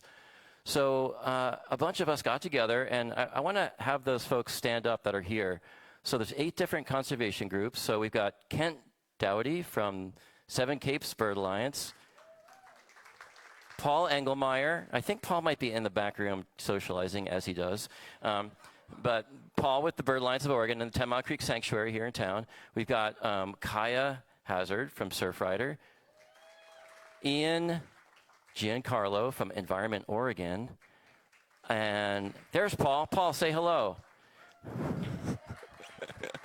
And we've got other groups. I'm not sure if they're all here tonight, but the Nature Conservancy, Oceana, Coast Range Association, and who am I missing? Oregon Shores. Can't forget Oregon Shores. Annie Merrill from Oregon Shores and I are our co-chairs of the Oregon Ocean Alliance. And so we formed this group to kind of like have more sway in particularly in Salem. And we have a number of different priorities we're working on. I'm not going to tell you them all now because I only have probably 1 minute left. But if you want to learn more about the Oregon Ocean Alliance, please go to Paul's desk, Kent's or Ian's or Surfrider's, and there's a flyer about us, and there's a little QR code. You can learn about us. And we're having an event on Monday night from 6 to 7, very short event, where you can learn from all of us about what's going. And we have 2 bills in play right now. We're working on a bill, and both of them chief sponsors are, you guessed it, Representative Gomberg. I don't think he's here any longer, but one of them is to ramp up protection for our rocky habitats and our rocky shoreline. 40% of our coastline is rocky habitat, and we just don't have the capacity in our agencies and in our communities to uplift these sites. And the other one is to protect eelgrass habitat in our estuaries. Eelgrass is so important for a lot of different reasons. It's great for wildlife, including those birds that Roy talked about that migrate from all over the world to forage, things like Pacific brant and a lot of those shorebirds he mentioned. Of course, I have to mention a few birds because I'm with the Bird Alliance of Oregon. So yeah, you can learn more about these bills. It's early in the legislative session. We have the long session.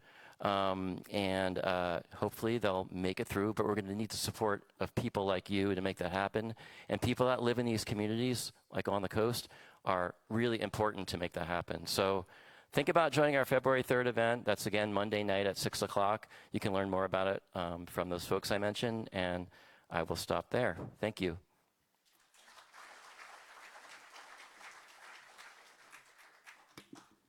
Thank you, Joe. Now we're going to have Jamie, our very own of Cape Perpetua Collaborative, speaking about the connections of the intertidal zone. Hi, Jamie. Come on.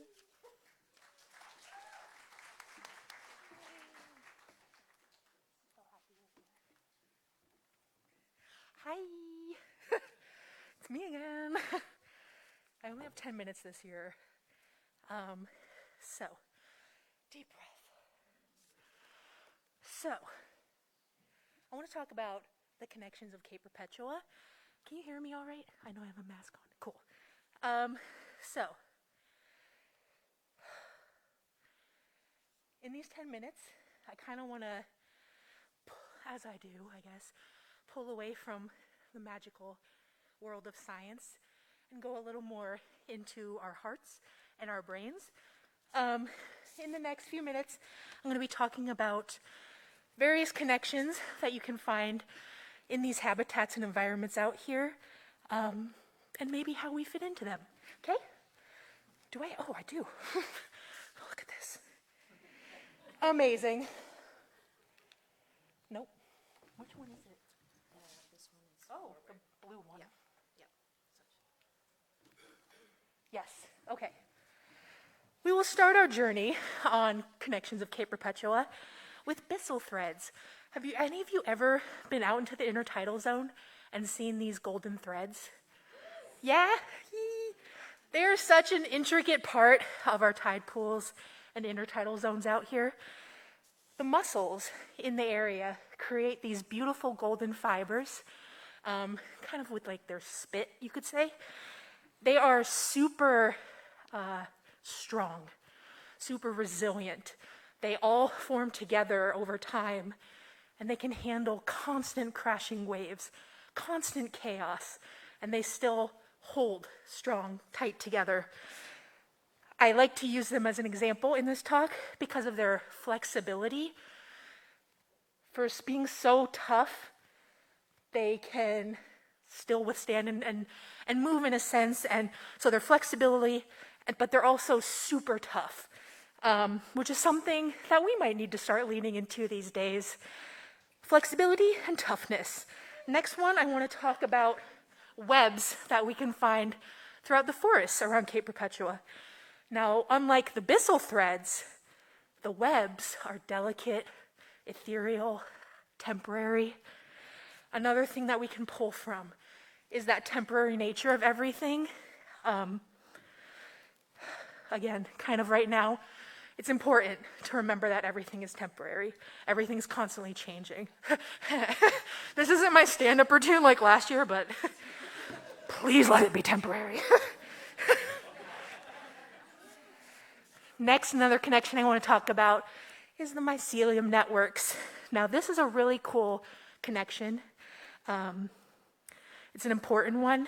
It's going to be the unseen networks that you typically don't see in the day-to-day, but are really important and instrumental in connecting everything.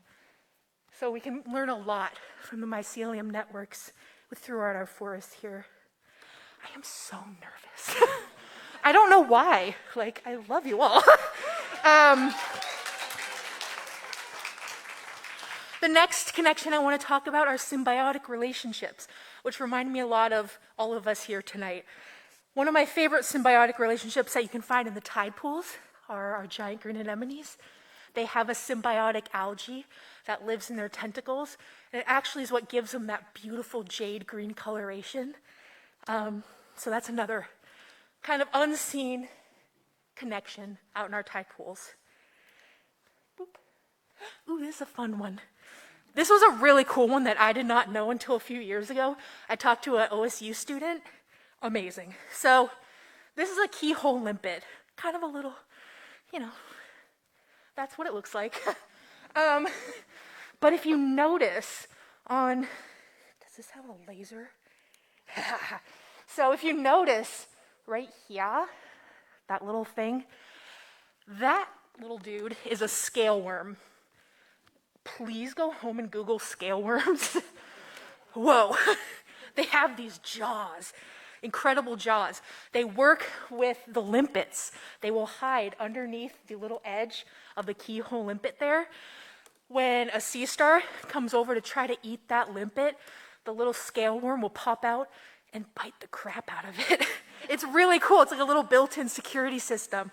And at the same time, that worm is getting food from the limpet cruising around, doing all the heavy lifting for it. So that's another connection out here. This one, we have a lot of connections here, even in death. I think, again, just with how everything's going right now,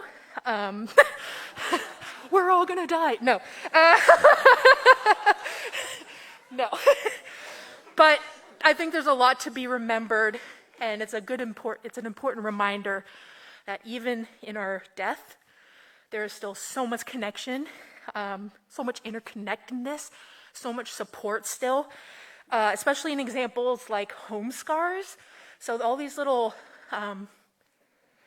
holes in the rocks out here in the basalt, a lot of them are created by either pitted clams or purple urchins or any sea urchins, where they just kind of scoot their little butts around over time and can carve into the basalt rocks, creating these home scars. I joke on the tide pool tours that there's no housing here, but there's tons of home scars. They all have ocean views. Very open floor plans. And they're free. But it's a nice thing to remember when you see those. Something created that. That was a home of somebody's that then passed on. That becomes another home and another little sanctuary for the little critters that call this place home. Another beautiful example is whale fall. I don't have a photo of that. But I really encourage you, if you don't know what whale fall is, to take time this weekend and check it out. One loss of life can create and sustain entire communities just by that loss. Again, another thing I think it's important to keep in mind these days. Our logo. Check out the logo. It's kind of the whale's alive, but it's kind of a representation of the earth, of the area, growing off of past lives that were here.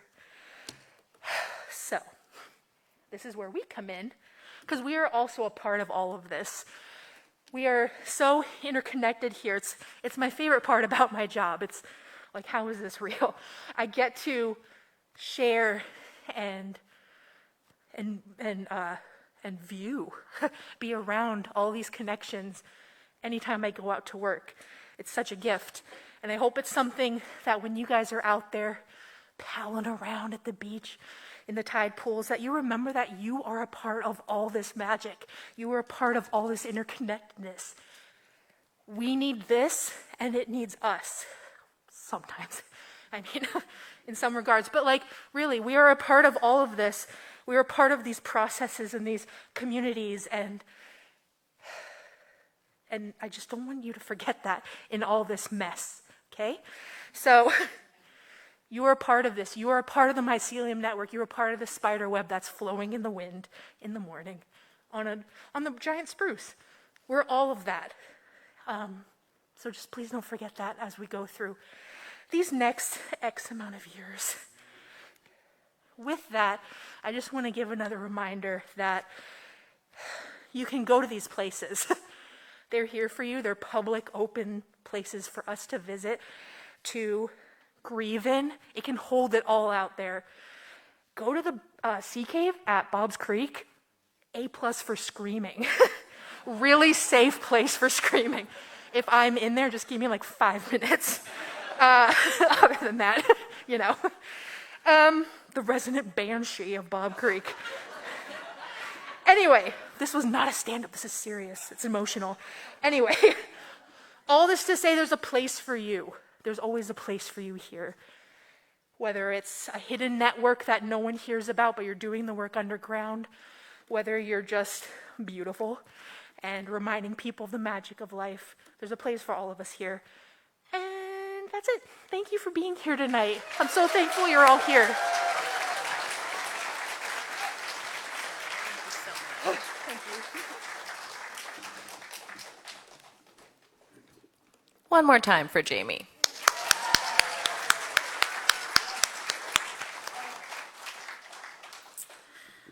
All right, our next presentation is from Jim King.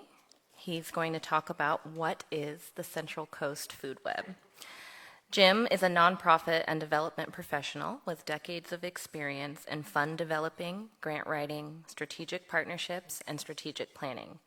His previous work in Napa, California involved working in permaculture, culinary programs, and community gardens. He has worked to build programs around childhood development, homeless services, food banks, Meals on Wheels, and Latino multicultural services. He founded the If Given a Chance Foundation and worked to provide training and college opportunities for at-risk youth. He lives in Newport with his wife, Shirley, and we'd love to have him come and speak today.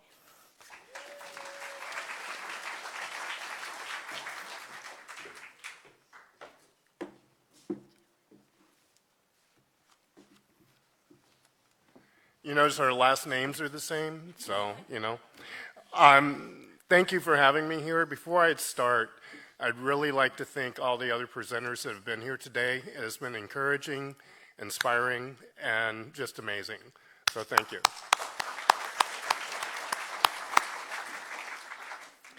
And as Delana said, I have lived a long time, actually, in Napa, California, which is a really amazingly beautiful place. And then I came to Newport. And a whole different kind of beauty, but one that is just awe-inspiring. And yet, we have some problems here. And that's why the Central Coast Food Web was brought into being. If we could go to the next slide. Oh, I'm the one. Yay. The blue. Yeah. You heard Representative Gomberg mention something about this. 90% of our seafood, the seafood caught off of our shores by our fishers, goes out of this country. Most of it goes to Asia. The weird part is they process it and they sell it back to us. So they're really smart. And if we only added another 10% into our economy, into our restaurants, into our homes, into our stores, it would be $90 million worth of income for this coast. Okay?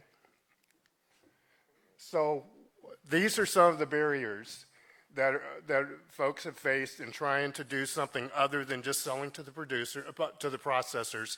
And by the way, we're not anti-processors, but we've only got really one at this point in Newport at any rate. And the fishers, what we have tried to do is provide a pathway to self-determination, a pathway to some kind of independence, and for them to figure out what it is they want to do beyond just being the fishers.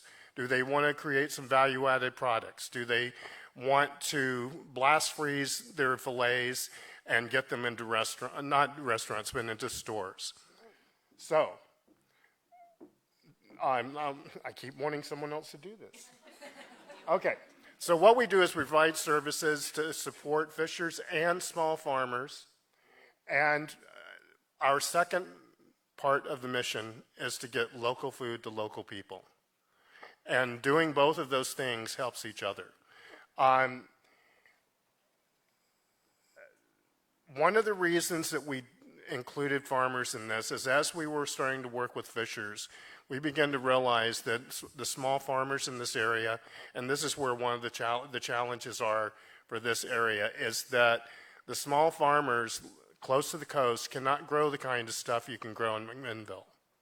But they can grow some amazing things. They can raise some amazing cattle. And one of the latest producers that have come into our market, they raise yak. And by the way, yak tastes pretty good.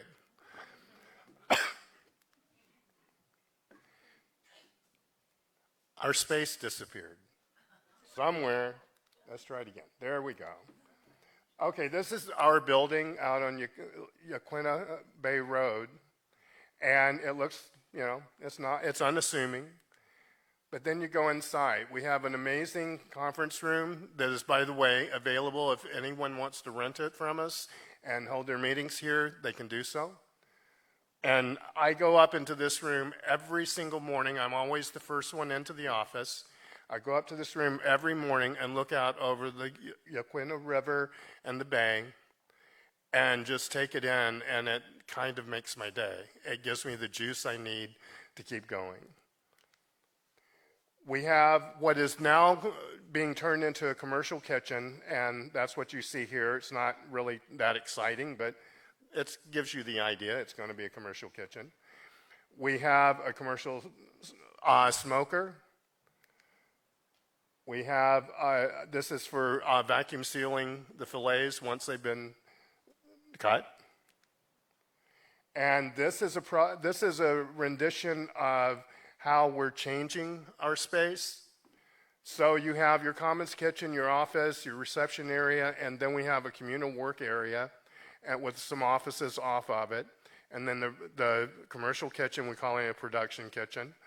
And then you walk through and you come into the processing area. When I first walked into this area, on the right-hand side where you see the walk-in reefer, that was all the space we had for processing. But we had a couple of reefers, a blast freezer, and some dry storage. We revamped it, and now all the left side is a processing area. We can do 3 to 4 times as much as we were able to do before. This was the small one. And the gentleman, the third from the left with his back to you, is Chef Enrique from Local Ocean. This is the new processing space. It's brand new, so we haven't ramped it up entirely, but it's 4 times the size of that. This is the smoker you saw in the other picture. We've now made it mobile so that we can take it outside, have the smoking done that way, and then bring it back inside with the meat still inside so that USDA and ODA are happy with us. We roll it back in, unload it, etc. We have some flexible types of storage, and we just installed our own ice maker so that it's going to be easier and more convenient for the fishers. This is Sarah. And by the way, while I've got Sarah here, I want to explain something to you. I'm up here speaking, and I'm telling you about Central Coast Food Web. What I'm showing you and what I'm telling you about is what staff has all accomplished. I'm just lucky enough to be there and say hello to them, ask them how they're doing, ask them if they need anything. But these are brilliant, committed, dedicated people that love our mission and love their work. So Sarah is our Yaquina membership. I'm leaving out a word, but she's the membership coordinator. And she's amazing. I'm not going to read everything you're going to see on these because there's a lot. But these are the benefits of becoming a member, and the membership is for producers. If you want to come in and process in our place, if you want to explore R&D, do some value-added products, something of that nature, you need to become a member. And it's not terribly expensive. It's one cost a year. I think it's $65 a year. And with that, you get our expertise. We have a food scientist on staff that will work with you to help you get to where you want to go and to make those products real. And by the way, one of those products, Tony from Local Ocean is here, and he was a part of this. We have started creating dog treats out of fish skins, and they're very popular. We have a lab dog at the lab, and he's our lab, and he has approved greatly of what we're doing, very much so.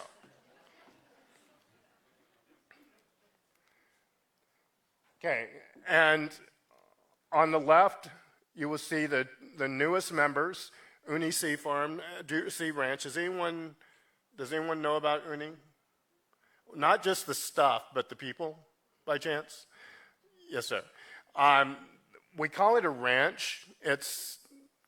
I guess it's kind of a ranch. They're going out and harvesting purple urchin, the things that are destroying the kelp beds.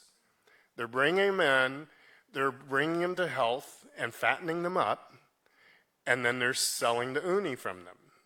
Right now, their biggest customer is Korea, and they send about 5,000 pounds every Monday to Korea. We're beginning to get a taste for uni around here, and I think that we will start raising the amount that we keep in this country. Local Ocean Seafood, once again, Tony. Local Ocean, by the way, I want to give them a bit of a plug. When you talk about keeping local food local, and you talk about catching this amazing bounty off our shores, and that we need to have more of it here, Local Ocean is the example. they not only serve all local seafood, but they also have a counter, thinking of the word here, thank you. Anyway, so you can buy your fish there. You can eat it there with them preparing it, or you can buy it and take it home. So, and then you can see the other members over to the right. Hazelton Farms are the ones that are raising yak. Sourdough Shenanigans just joined us recently, and the rest have been with us for quite a while, since the beginning. By the way, when I say quite a while, one thing to keep in mind as you're seeing what we've done and what we're doing, we've really only been in operation just over a year. So, and a lot of what we've done is due to our wonderful staff, like I said, excuse me, but it's also due to the amazing partners we have. And we can get into that in a minute. They will show up. Gibson Farms and Safe Harbor Seafoods were kind of like the genesis. Sorry. We're kind of like the genesis of our memberships. We have the processing space, equipment, technical, and licensing support for local businesses. We have an online farm and fish market that happens once a month. Once a year would be a little bit too few. And we have the processing area. And one of the things we did over the last few months is we brought in I think it was 8,000 pounds of salmon, and brought in the elders from the Siletz tribe, and they brought the youth from their tribe and taught them the traditional ways of processing those fillets. And that touched us deeply. It was one of the most touching experiences that I've had there. And we also do product development, and here are the famous dog treats that are being tested.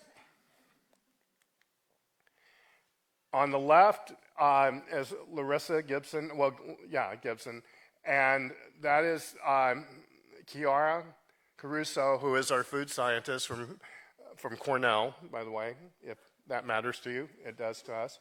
And they're testing in different ways of creating jerky. And right now they're working with beef. We want to get to the point where we can work with the USDA, because ODA is fish and USDA is meat. So we want to work more with them so that we can get to the point where we're approved to work with things like yak, beef, and venison. In the middle is one of the early scenes of creating the dog treats. That's Spencer, also from Local Ocean. He's the general manager. The next one it might be a surprise to a bunch of you all. That is fishkin leather. It's amazingly strong. It's beautiful as heck. I won't use bad words. And we had a delegation come over from Iceland, the Iceland Ocean Cluster. They have an innovation center that is beyond belief, to be honest with you. And Alexander brought a bunch of examples of things that they have created out of fish. And they have found something really interesting, that if you take every part of the fish and do the things that they've done, you might get $12 for that fish when you go to the processor. That fish turns into $4,734 worth of value when you start doing what you can do with the entire fish, the whole fish. The 100% fish is what we're calling it. Everything from better burn bandages. It works better than pig skin, because pig skin still carry bacteria, microbes, other things that can get into humans and create a problem. Not with fish skins. They work faster, and they're far better than pig skin. We also do trainings. When you come in as a member and you want to process in our area, if you're just there for the market, that's one thing. But if you're going to be processing in our facility or doing R&D in our facility, you have to get a HACCP plan, which is essentially the healthy way of handling meats, handling fish, handling vegetables, handling any kind of food, and you have to get certified with a HACCP plan to be able to do those things in our facility. And we also have done forklift training. As you can see, some other things that we have done,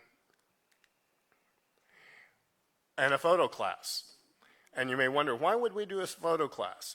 Because on our market, if you go onto the market, under each producer is a list of all their items, and sometimes all you see is, say, Joe's Farm, and it's just a little card or something.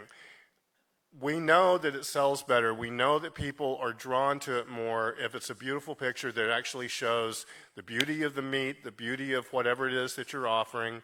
And so we brought in someone, we bought the equipment, we brought in someone to actually run a professional class that teaches you how to do the photography that you need to do in order to make your product more presentable, more attractive. And this is Larissa again, learning how to use Photoshop as she's doing this. Forklift training, and it's about the only picture I think that you will be subjected to me in. Yes, I am. Okay, and one of the other things that we've started doing is we really believe in the concept of community. And so we've started reaching out and finding ways that we can use what we have in order to serve others. And one of those things I mentioned to you was having the Slettes and Dens come in and teach their youth. Another is working with the Otis hatchery and bringing in fish from the hatchery, processing it, and then giving it to food share to distribute to people that need it. We just wrote a grant and were awarded this grant. Oddly enough, we wrote it for 1 year. They liked it enough that they're giving us 3 years. So for the next 3 years, we will be able to process 14,000 pounds a year, or 14,000 meals, a year for the food share program. And they will distribute it along the coast. It won't just be in Newport. We are also going to be working with the tribes again, and we'll provide enough fish and work with them to fillet it for 9,000 meals a year. We will also be taking fish into the schools. We're in 6 schools now. We're going to add 2 more schools, and that is teaching seafood butchery in the schools.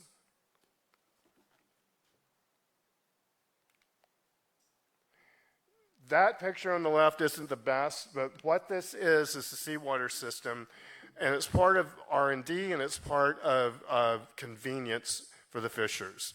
The R&D part is to learn how you can do this sort of thing and hold animals in a way that is healthy and is supportive and will be easier, therefore, to get onto the market. We just took out our first live critters. We had crab in there for 10 days to see how that worked and how well they survived, and it was amazing. It worked really well. We're also going to be doing some work around seaweed and other animals as well, like urchin. And those are the crabs. Say hi. Kiara and Sarah and Enrique, again, this was Kiara's first time with a crab. I don't know if you can tell. And these are upcoming programs that we're doing. The fish skin tanning training. First, we're getting more and more in depth of our understanding of how to do it and what to do. And then we're going to start teaching others. We're going to do more photography and marketing assistance, forklift certification training, again, first aid and CPR worker safety training as well. We're right now in the middle of fish skin leather trials, so this is a little bit dated, but not that much. And we're going to be hosting networking breakfast, it should have an S, for local chefs and local producers so that we begin to help find inroads, find distribution channels into the restaurants and into stores so that our fishers, our local food is more available. And then I saw my hand on you. I thought you were saying, shut up. And then our partner events, getting connected through institutional markets, where once again, we've started getting some of our producers' food into the schools, including seafood, and we want to do more, and we will do more. And the Oregon Blue Foods Forum is coming up at the Hatfield Center, and it will also, there's another form of it that's going to be in Portland that we're a part of. And how and when to connect with the Food Innovation Center. I don't know if you guys know about the Food Innovation Center, but it's an amazing facility in Portland that is a part of OSU. And they have been instrumental in a lot of our growth and a lot of our understanding of how to conduct R&D and how to develop value-added products. And seaweed product development with Orca and more. These are our producers, and this is some of their products. As you can see, there's the yak meat. It's pretty good.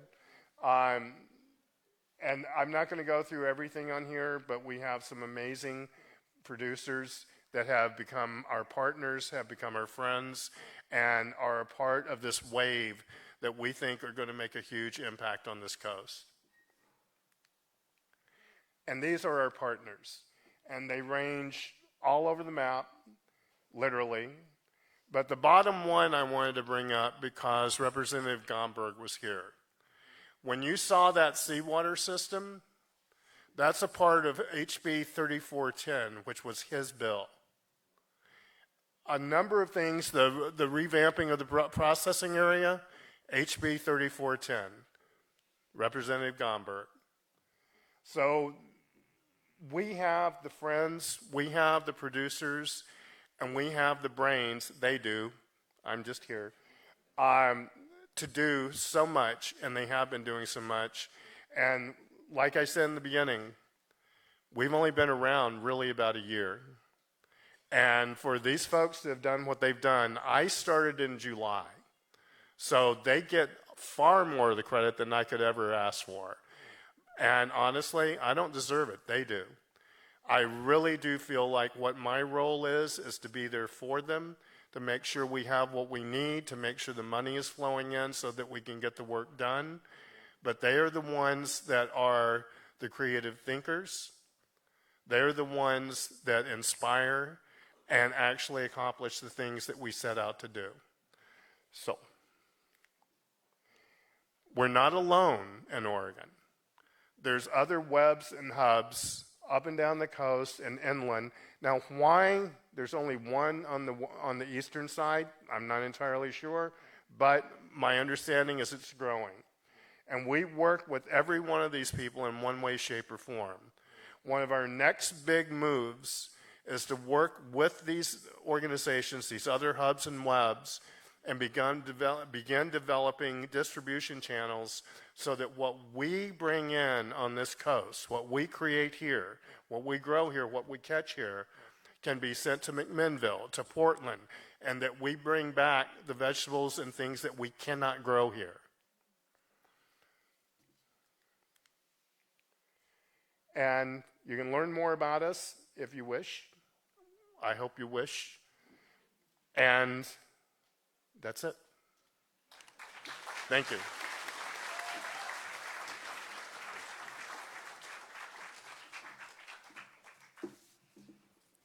Thank you, Jim. All right, we have our final speaker of the night. We're going to hear from Dr. Sarah Klain. She'll be speaking on the current seas of well-being here on the Oregon coast.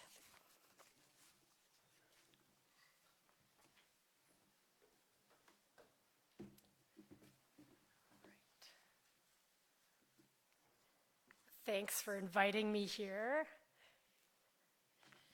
I am so excited about how my talk that I've been working on all week directly connects to so many of the talks that came before mine. It's really cool to see that.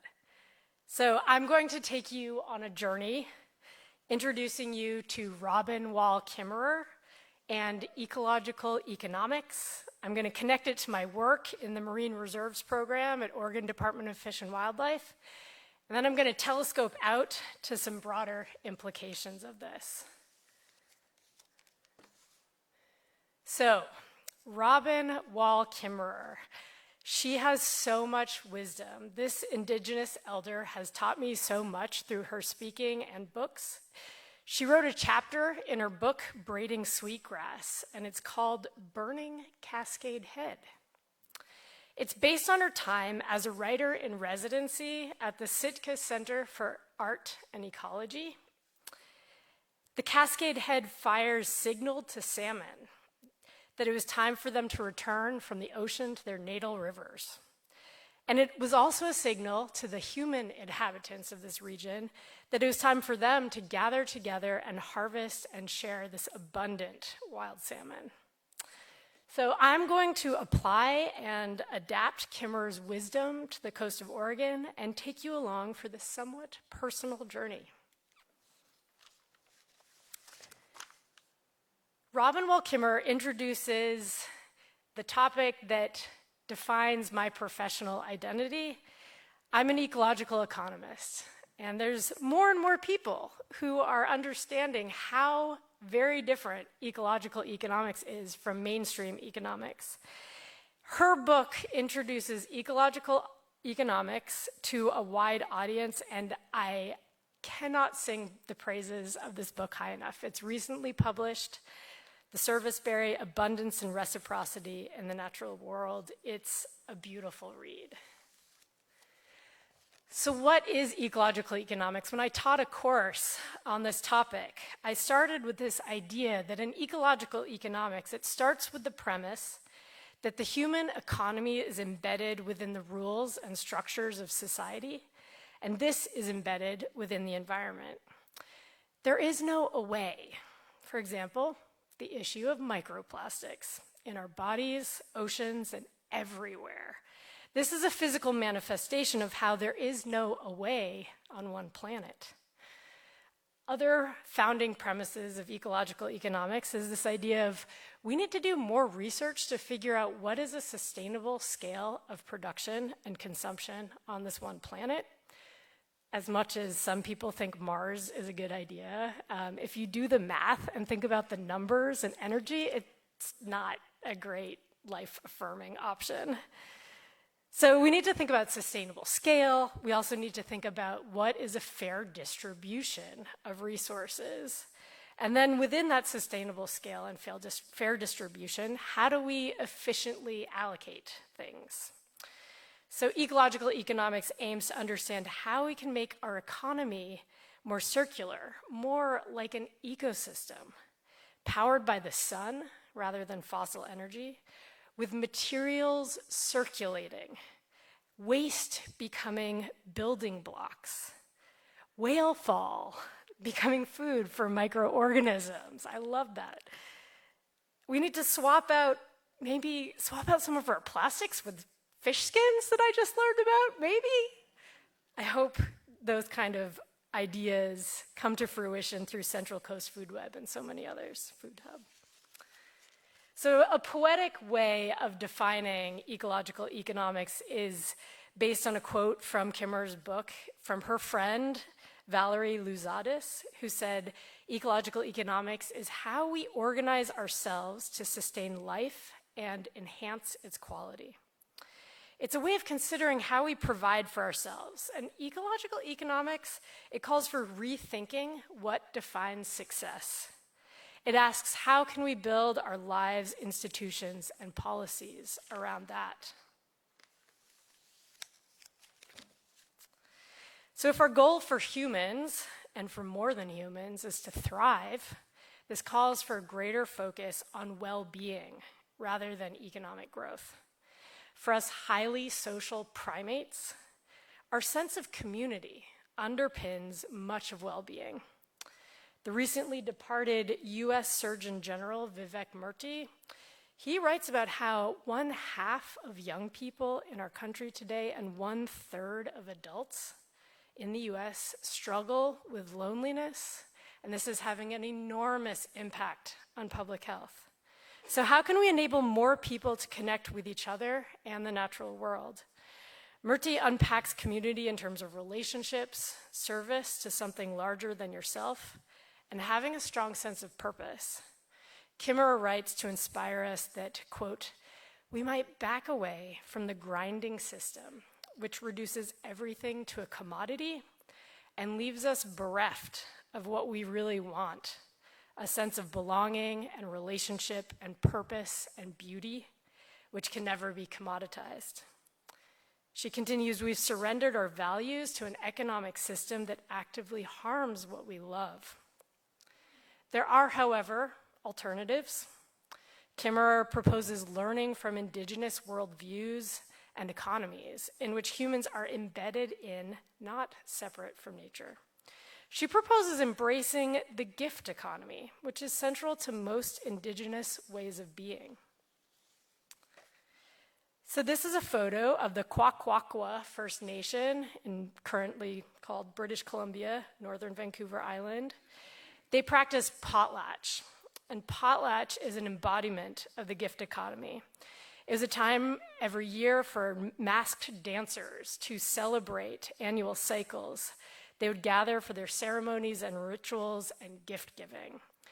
They also have incredible masks that they have since repatriated. They took them back to Alert Bay, which I highly recommend visiting in Northern Vancouver Island. And these masks demonstrate the permeable membrane between humans and non-humans, transformation back and forth that's embedded in their culture. So during this potlatch, social status was and is determined by how much you give away rather than how much you accumulate. The currency in the gift economy is relationships, and making good relationships with humans and more than humans, this is the currency of well-being. Expressions of gratitude and recognition of interdependence feed ongoing cycles of reciprocity.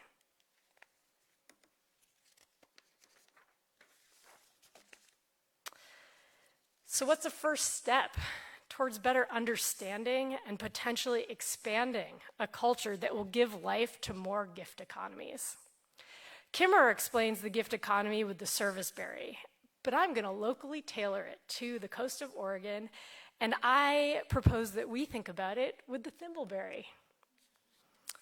So Kimmerer's poetic description of, quote, ephemeral sips of summer without the aftertaste of harm applies equally to service berries and thimbleberries. She goes on to explain how, quote, food in our mouths is the thread that connects us in a relationship simultaneously spiritual and physical as our bodies get fed and our spirits nourished by a sense of belonging, which is the most vital of foods. So I encourage you to connect to our bioregion in various ways. This is a map of the historic range of wild Pacific salmon species. Some people call this area Salmon Nation. There's also the loosely defined Cascadia bioregion. And the hope here is that it can be a place where wild salmon and people can thrive.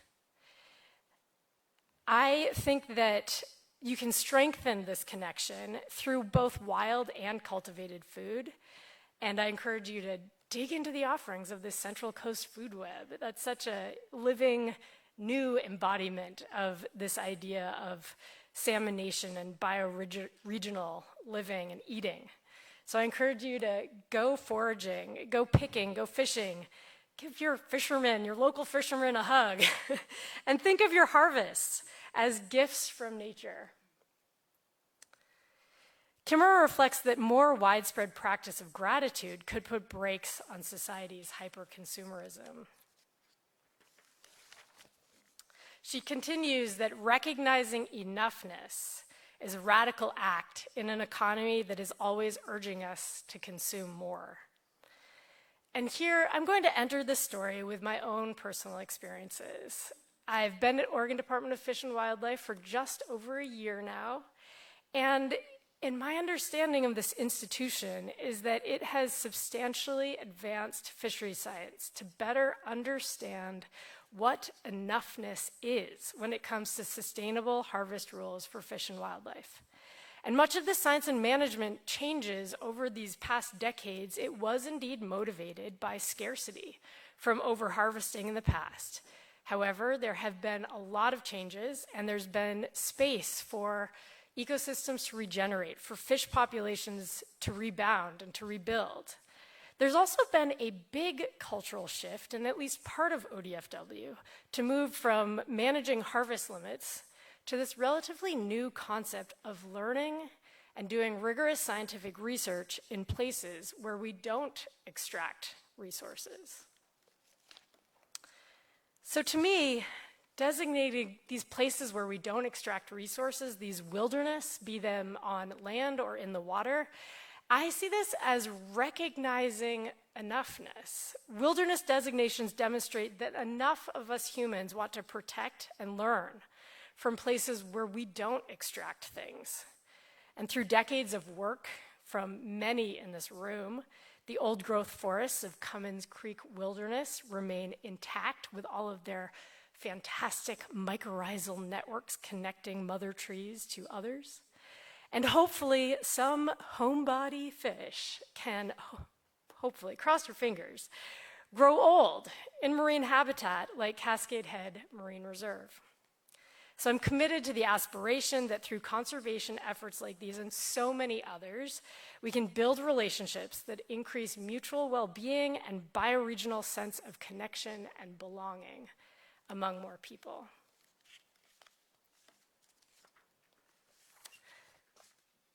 So I am in the Marine Reserves program. I lead up the human dimensions research within this, and I work off of the foundation of my predecessor, Tommy Swearingen, in this room. Just some real basics. Gomberg knew there was 5 marine reserves, and he could name all of them, which I think is fantastic. And we really appreciate his leadership in marine conservation here in Oregon. We've got these 5 marine reserves. They are about 3% of the nearshore habitat area. And just really big picture relationships to these marine reserves have changed over time. 10 or 15 or 20 years ago, they were highly contentious. There's a lot of concern of impacts to fisheries and businesses. And now there's fairly broad support across the state and the coast. The Coastal Caucus supported this House Bill 4132, which provided funding and really solidified the institution of the marine reserves moving forward. And also, through the work of Tommy and many other social scientists, we really have found no empirical evidence of port level or statewide changes to fish landed, which can be attributable to these reserves. However, a few fishermen still are not happy with the situation, but broadly speaking, when polled, I've worked with academics to do this statewide survey. We had a big sample size, and we asked the residents of Oregon, adults, should the area dedicated to marine reserves be reduced, left unchanged, or expanded? And the vast majority of people thought that it should be either left unchanged, slightly increased, or significantly increased. So we really have built this widespread statewide support for these marine reserves. There's been a lot of monitoring over the years about awareness, knowledge, and support of these reserves of both visitors to the Oregon coast as well as residents. And in moving forward, I'm going to try to expand the data streams that my Human Dimensions program collects. And I really want to focus on human well-being social indicators. So I've reached out to some of you in this audience, and I encourage even more participation. But me and some of my staff are going to be coming to communities near the marine reserves to host focus group meetings and get community feedback on figuring out what are the social metrics that matter for coastal communities when it comes to understanding the positive and negative relationships between coastal communities and these marine reserves. And I'm doing this in collaboration with a team of graduate students at UC Davis. I'm also really excited about this project at the Otter Rock Marine Reserve. I'm calling it Seeing Oregon's Marine Reserves. I'm working with this team with the UO School of Journalism and Communication. We're doing augmented reality. So you'll be able to use your smartphone when you visit this reserve, and you'll be able to see the boundaries on your camera on your smartphone so you can understand what's in the Marine Reserve, what's outside of the Marine Reserve. And then you're going to be able to take this fun educational dive underwater with a harbor seal who will be your guide and tell you about the community there. You know, takes all types to make a community. There's a really fun, I'm trying to bound the artistic license of these digital graphic designers with some bearing in biological reality while also letting them have some fun. So they have done a few little test out situations going to the Marine Reserve with these smart spectacles. Apparently it's the next great tech thing, but we'll see. It's going to be kind of Pokemon style, both smartphone and smart glasses, using storytelling and technology to help visitors learn about what makes Otter Rock Marine Reserve special. And I think it's going to be a way to connect more people to the plants and animals that you just don't see from the surface of the water. And we're going to be testing out this cutting-edge technology to see how it can be used for storytelling for the public good. And who knows, maybe this pilot project, maybe we'll be able to go coast-wide depending on these outcomes. So when we telescope out from the coast, from Otter Rock to the coast to our bioregion, and then telescoping out even further, the global picture when it comes to climate change, biodiversity loss, and even realizing the scale of loneliness that so many people are experiencing, it can be overwhelming. Ecological economists and my podcaster that I listen to all the time, Nate Hagans, they call these issues the polycrisis. And these are interrelated ecological, economic, spiritual, cultural problems that are all interlinked. And really, the polycrisis is based on a lack of human restraint in taking and accumulating things. So my therapy is to make a presentation like this, to talk with you all about this, and to work with these students and other collaborators, and to spend time outside and try to be a good parent for my two kids, Gabe and Sophia right there, during these tumultuous times. And I am so energized when I learn about all that's going on involving people in this room, when I learn about all that has been protected, the ways in which nature and people can be resilient given the right conditions, and just learning about all that has been restored. And I learned what byssal threads are tonight, and those connective tissues, and the mycorrhizal networks that we can't forget. So you all are part of established and emergent communities and organizations of people who want to protect and love our shared home.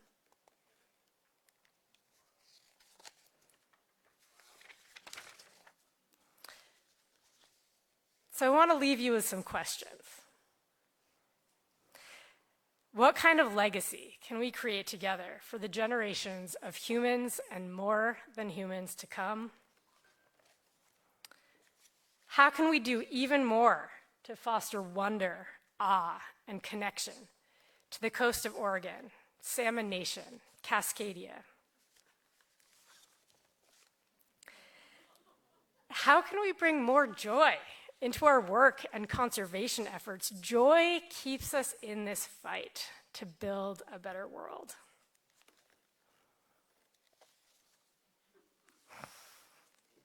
And I know events like this Land Sea Symposium are part of how we respond to the current moment. When we come together, we can be agents for cultural transformation, to re-embed humans in economies where well-being is the primary currency. In Kimmerer's language, we can create disturbances at the right scale and type to move away from managing land and water as commodities and towards managing them as a moral responsibility. So savor those thimbleberries. Enjoy that locally caught fish, those wild mushrooms. Let's continue to generously share our energy to reestablish restraint, respect, reciprocity, and reverence for the more than human world. So in closing, I leave you with some inspiration written by Carl Safina. For each of us, then, the challenge and opportunity is to cherish all life as the gift it is, envision it whole, seek to know it truly, and undertake with our minds, hearts, and hands to restore its abundance. Thanks.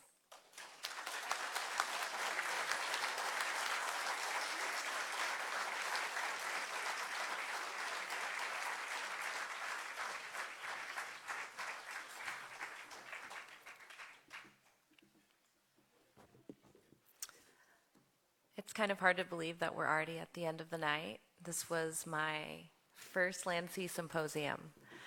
I started just a couple of weeks ago, so it's been a mad dash to get everything organized, but I was really looking forward to this evening, and it was everything I expected and more.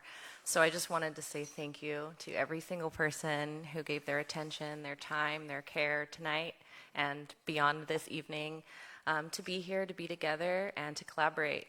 And thank you so much for making my first Land Sea so wonderful. To close out the evening, I'm going to leave us with some beautiful words from Boone.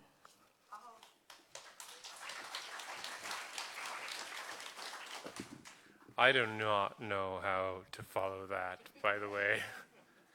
Like, I feel like eloquence is lost on me, but I'm going to read you the poem that I wrote for tonight specifically.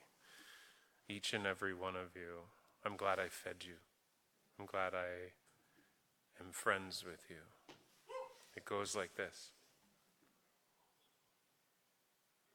Oh, I'm going to try not to cry. Probably I'm going to cry. What is land? What is sea? What is sky?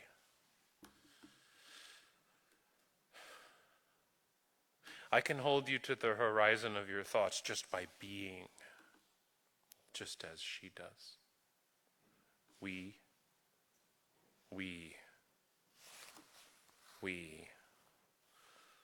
walk on that spindrift edge of a wave, a rainbow with only the golden side showing.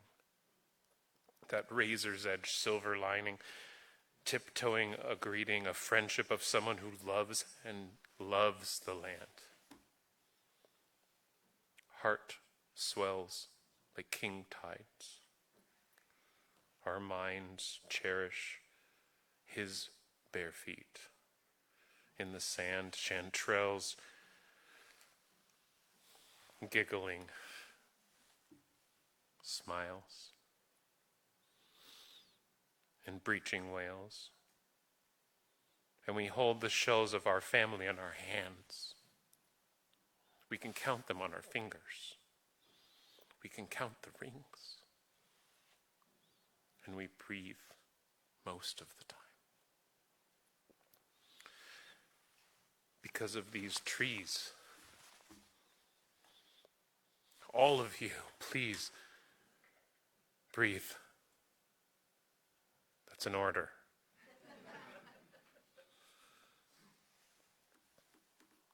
Agates and anemones and pebbles cast aside, hold your breath. Perpetua resides in all of our hearts. Perpetual. You may now breathe. To be human is to love, and we listen closely to another and one another. If we're making it across the bar, it's life or death. With swells and life and nights and stars, the tides will be smoother, the passage of it all. It will smooth the passage of it all if we hold together. Please breathe. That's an order. And when we actually listen, by the way, not to some man on the stage, but when we actually listen to the curlew's call, and the kingfisher's patience, and the red-tailed hawk, and to the silvers going upstream, we will know that we are home.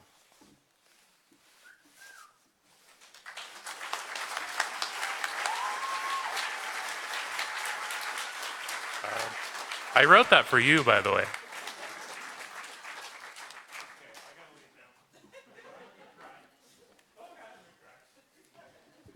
Thanks again, everyone. Have a wonderful evening and get home safe.